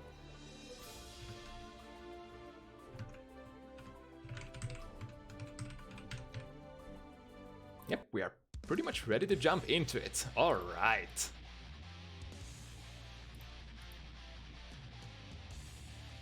Lithuania versus Germany. Breaker Ram versus Deknud Jacko. Duel 1. Let's rock. I'm really interested to see how this goes. Generally, how Jacko manages to grab advantage in a lot of her matchups is playing sort of the zoning game. But it is kind of hard-ish to zone Ram. Because Ram obviously has that big range. Far slash, 5 heavy. Yeah, and not to mention like just firing out the swords. Like there's multiple ways to like just like attacking out from full screen or near full screen. But theoretically, Jacko's range is superior. You can basically throw minions at full screen, whereas Ram is gonna need, like, even her tip range 5 heavy, you do need like a mid-range is spacing to actually reach. And you do need the frames as well to start up with your moves.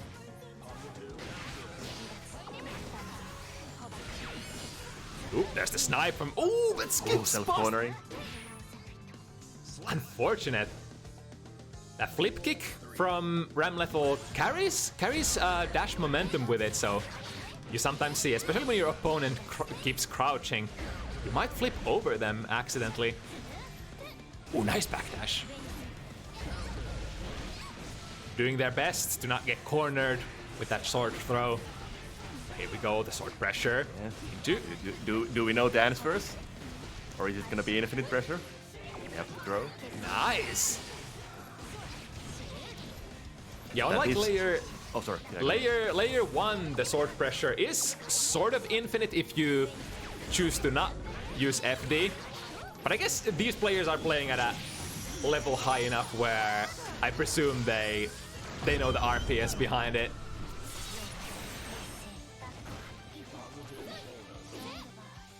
Ooh, nice whip it. And then just do fucking do it Classic again. micro delay.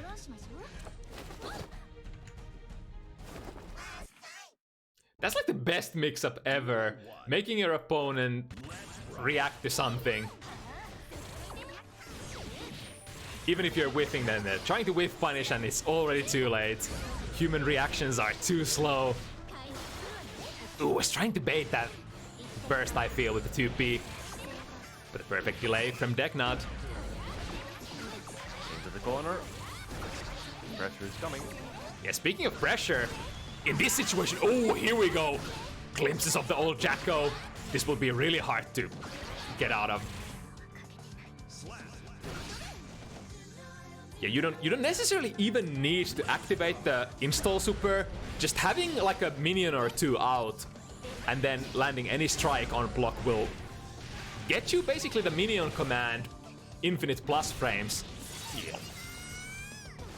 Like one thing that you can try in those situations is like kind of like the same as in XR. Like you can try to do YRC. You just like blow Jacko away when he's or they are trying to like do the normal to cover the blocks them from the minions. Yeah, those are like basically your only two options. You can try to guard cancel or you can try to burst. But other than that, is pretty much you'll kind of have to hold it depending on what options Jacko will go for. Yeah, it's a little bit like Sado in a sense. Like you do have the resources with the minion bar, and as long as you're willing to spend the resources, like your opponent can't do much at all. But on the once flip- you run out, there's a chance. Yeah. But also on the flip side of the coin, if your opponent is just holding block, then to get through that defense, you'll kind of have to go for a thick throw, which means you're open to interruptions as well. Yeah, there we see the range of Jacko. At that full screen spacing, not a whole lot you can do as Ramlethal. Duel 1. Yeah, especially if you get hit by the one minion already, like you would have to anti-air the minion to like destroy them, or just like immediately dash forward and like go under it. But if you block something in the corner, then even full screen, like you can't be stuck there. Another important question is, how well do Ram's basic buttons sort of challenge the incoming minions? Because you do have, like, usually moves that stay active for a long time and are whiff punishable are kind of dangerous to use against the incoming minions. You're gonna be like your active frames are gonna be extended. Jacko will have extra time to run in and potentially get a whiff punish. Ooh, interesting anti-air there with With swords. Yeah, no swords now for a long time because they're taking so long to come from the opposite corner. Ooh, saw that from a mile away. I think, Last time to react. Yeah, jump away, punish. yeah, even without the sword, barely getting the hit in there. Good stuff from Breaker on the board. Duel 1. Let's rock.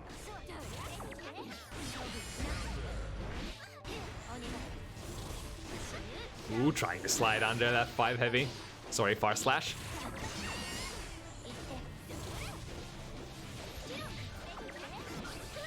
Nice, maneuvering out of the corner for Deknud, and now... Oh yeah, I guess that's also one more option that you can try, a reversal super if you have a good one. Yeah, and Ram's definitely is one of the fastest and best in the game, so... Yeah, especially with the range, even if you try to play it like safe-ish range-wise, that Mortopato will definitely reach you. We go, unfortunately, with the dust.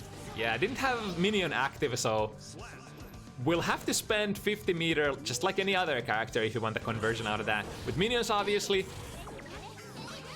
you can cancel the 5 heavy into minion command or attack command and go from there.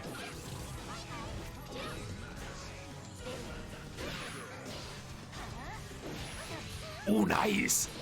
After the whiff, ready for the 6P in the right direction. Here we go with the corner. This will be good for Breaker. I guess the conversion.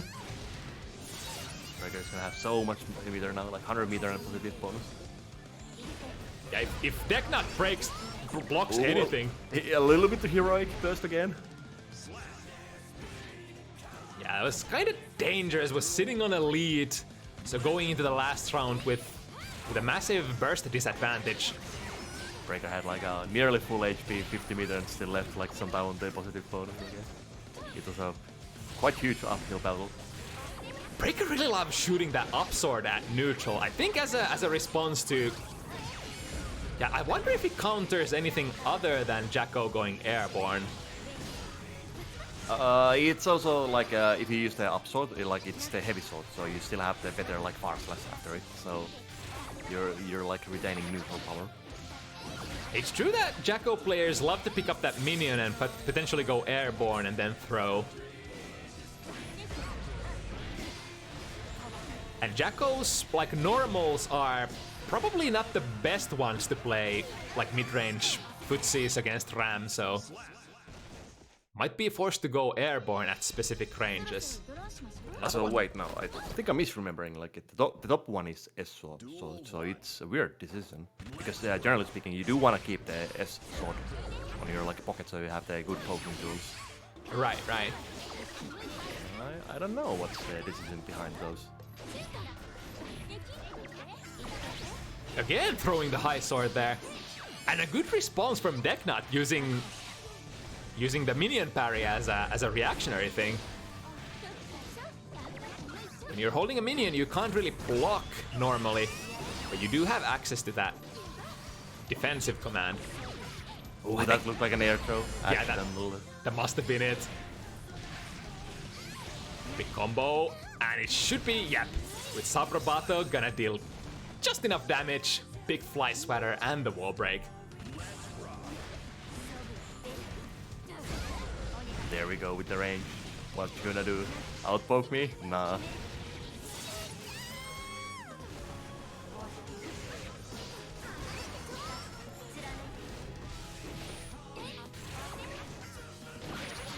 All the left, right. And now it's time to block. Getting really good value out of that red buff. Oh, but Breaker There we go, yeah. Finds the reversal from downtown. I was pretty far away, from pretty far away as well. Duel 1. Let's rock.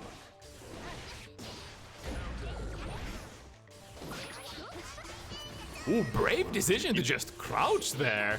An immediate burst from Deknud, like on a block.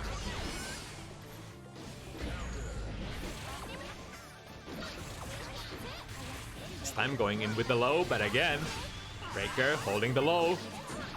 Now so many minions and doesn't really have the resources to do anything this time.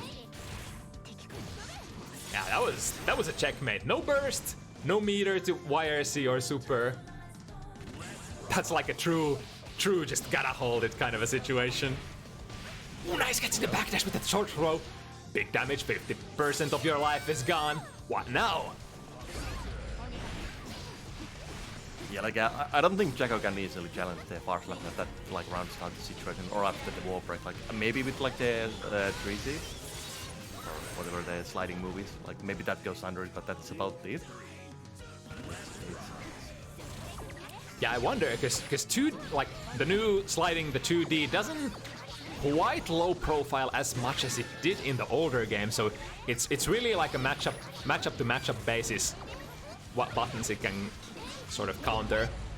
Get the full charge. It's really big, a lot of damage.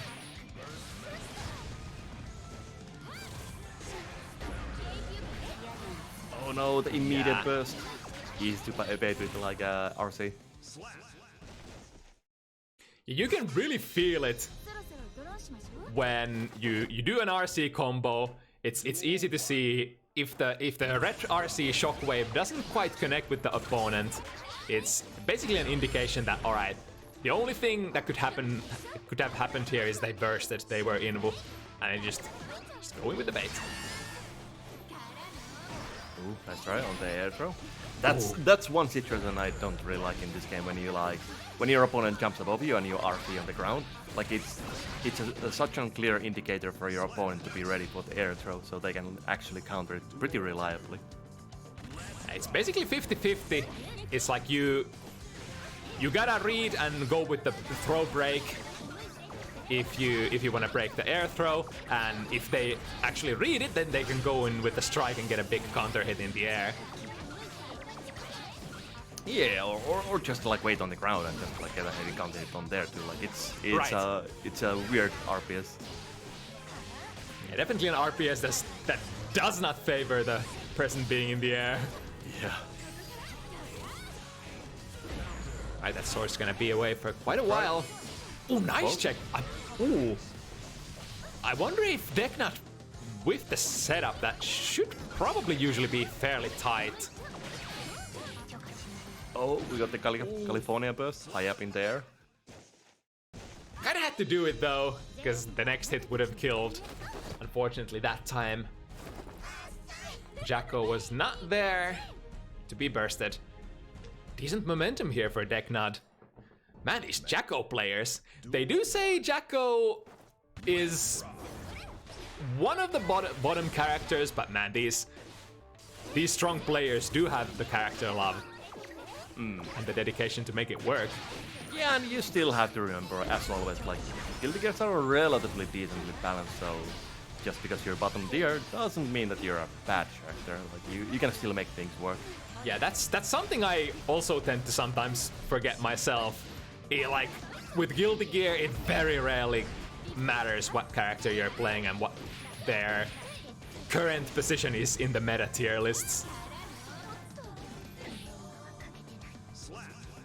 It's such a difficult game with such a high skill gap and a lot of player expression available, so it's like probably like 95% is gonna come down to just the player, how the players play.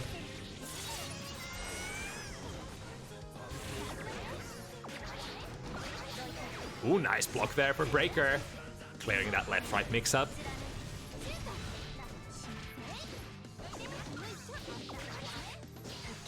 Ooh, this could be big. Has 50. Oh, okay. Gets the wall break. Back to neutral. Breaker still has a chance here. And this will be counter it. This is gonna be a full corner carry. Has to burst.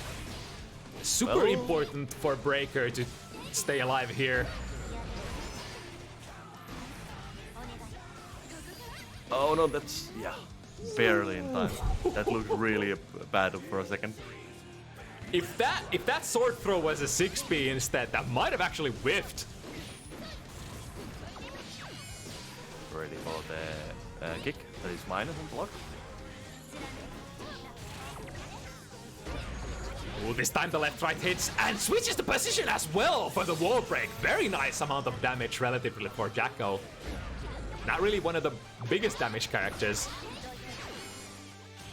And that's gonna hit. It's gonna hit hard as well. Is it actually gonna kill? Yeah, that's risk. The Forever Elysian Driver, so much damage when done raw. Yeah, I mean, think it's like one of the highest hitting or highest damage supers in the game. Yeah, and the contrast is massive as well, because Jacko, otherwise not a character that deals a lot of damage, but with that super alone, is probably one of the best ways for her to deal actual damage.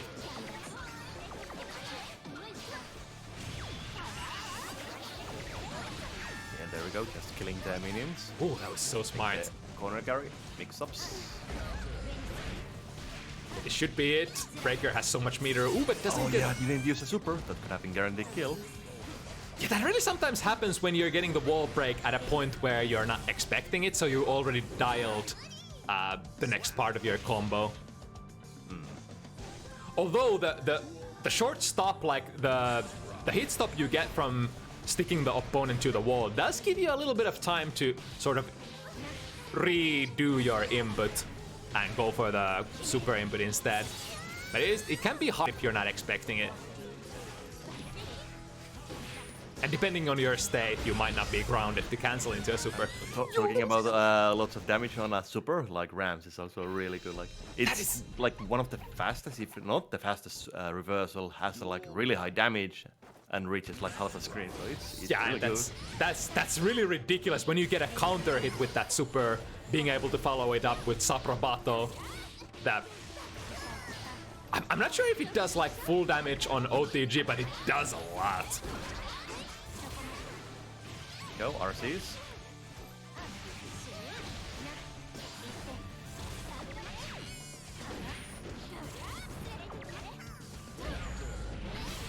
I'm finding the jump in, the left right. Again, clears it. It's not too big of a deal. Counter it. We go Breaker. Again, doesn't have any resources to defend with here. And we're potentially on the set point again. Breaker will have to work super hard for this one. Counter hit into... Oh, misses the link. Decent amount of damage, and now a very nice life lead to work with here. Here we go again, full meter. Staircase them down. RC. Ooh, nice! Gets the sneaky dust, normal dust with the RC. It's not very easy to react because without the charge it's only 18 frames, so it's a proper overhead. It doesn't lead to much of damage, but it's very hard to block on the reaction.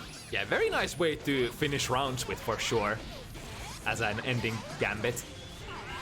But speaking of gambits, ooh, nice, manages to slither their way out of that Breaker. Breaker needs this badly. He wants to stay alive. Okay, choosing to spend the meter to get extra damage. Oh, but it doesn't connect. And no punish on the laser. I think the laser is actually plus on the new version. I see. Like it's in fact so plus that if you do it point blank, you can actually make it airtight. Your next normal. I'm not sure why they gave her that or if she needed it, but I mean, it's sure. I guess RAM players will take it. Yeah, I mean, I guess there is the point that it's not like a reversal super, so maybe it deserves to be a little bit better on block. Yeah, for sure. If you're spending 50 meter on your pressure, you deserve to get something.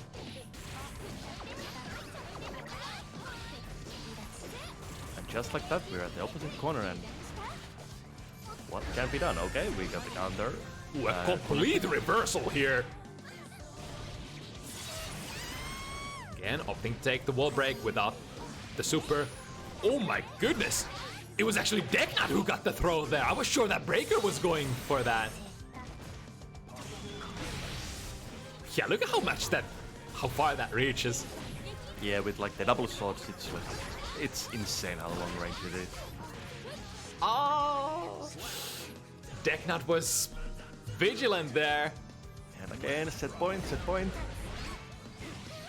Oh, but we got the good Konegari, we got the easy mode. Oh, just when I say easy mode, like, we drop the combos. Happy little accidents? Question mark? Into a reset instead. That's It was a setup. This time ready for the sliding move. Counter poking it after the higher sword.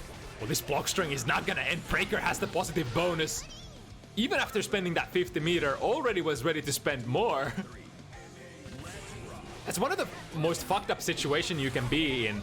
After the wall break, if the opponent can start their block string, there's a huge chance that they can just Gatling into RC, keep it going, then Gatling into another RC and still keep it going with the positive bonus. The gold burst a little bit early, not catching Jacko at all. Oh, but we got the reverse in the corner. I'm not sure if this is gonna hit. It doesn't have that long reach. Ah, that was almost there. Oh no, again dropping the very easy confirm from the swords. But still, again, getting the reset too. Yo, Breaker staying alive! Not dead yet. Duel 1. Let's rock.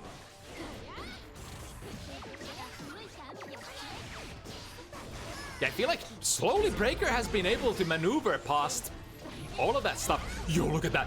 That was a really nice decision there. Dash forward, didn't quite get the hit on landing though. Deknud going strong this round. Was that early enough? This might actually kill. Not quite. Really close though. Oh, just running into the ball. Yeah, it's a really good idea to dash under if you can, but there are certain spacings where you don't have that luxury. Let's not drop it now. There we go. And like Breaker is again in a situation where he can like get so much meter and like potential damage and pressure. Like it also feels like it's really hard to do anything against Ram when they got you in the corner and like just start building the meter like this. Like that's nearly 100 meter from the positive bonus. I guess the moral of the story, if you manage to get out of the wall break without the opponent spending super, please don't get hit. Don't get hit whatever happens. Or don't block even. That's how a lot of situations are in Guilty Gear. Just don't block when you don't need to. Indeed. Oh, the left right.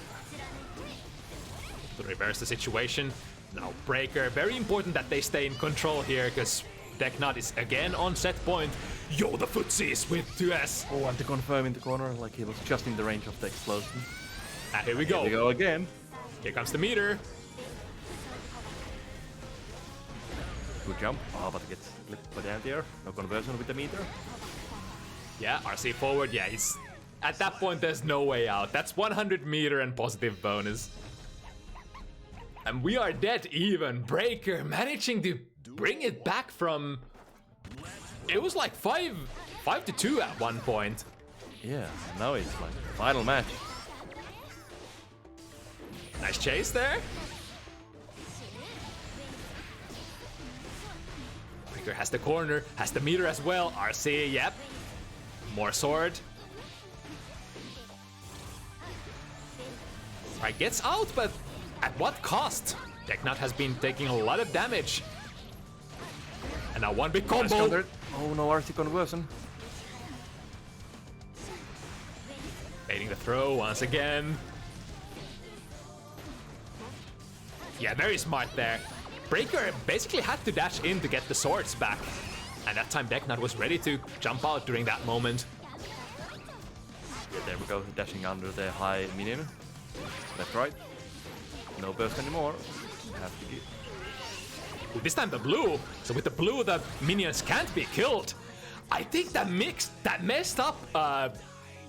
That must have messed Breaker up, because Deknud has been using the red buff exclusively so far. And this time it was the blue instead. He tried to poke the minions, but they were invulnerable. Here we go with the red. Yep, that time poking them out is the right decision. But ready for that counter poke on the minion. Going under. Very nice. We've got some counter hits into the corner. We're gonna get the wall break. Keeping the Ooh, corner. actually opting to abort it. That's so smart. Because keeping the corner with Ram is so important. Ah, misses the meaty. Yeah, and just like that. Oh, blocks the dust, not good. Still basically one mix-up away from dying. Oh. I don't think that was a combo. So, we are not blocking. This is it. The final game. With equal resources. Immediate burst, that can be bad, considering that Drago doesn't do that much damage in the mid-screen. Now you're not gonna have burst anymore. 4 players burst. It's just raw gameplay. No second guesses, no extra cards to get out of jail now.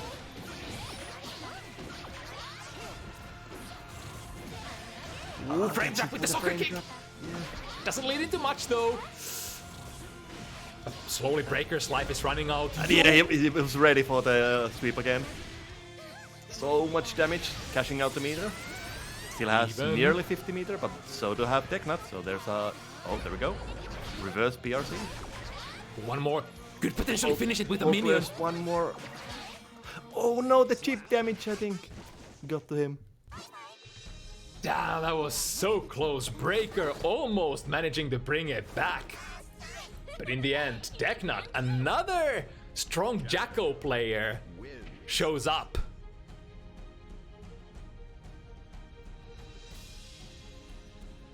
And really putting the character on the table, man.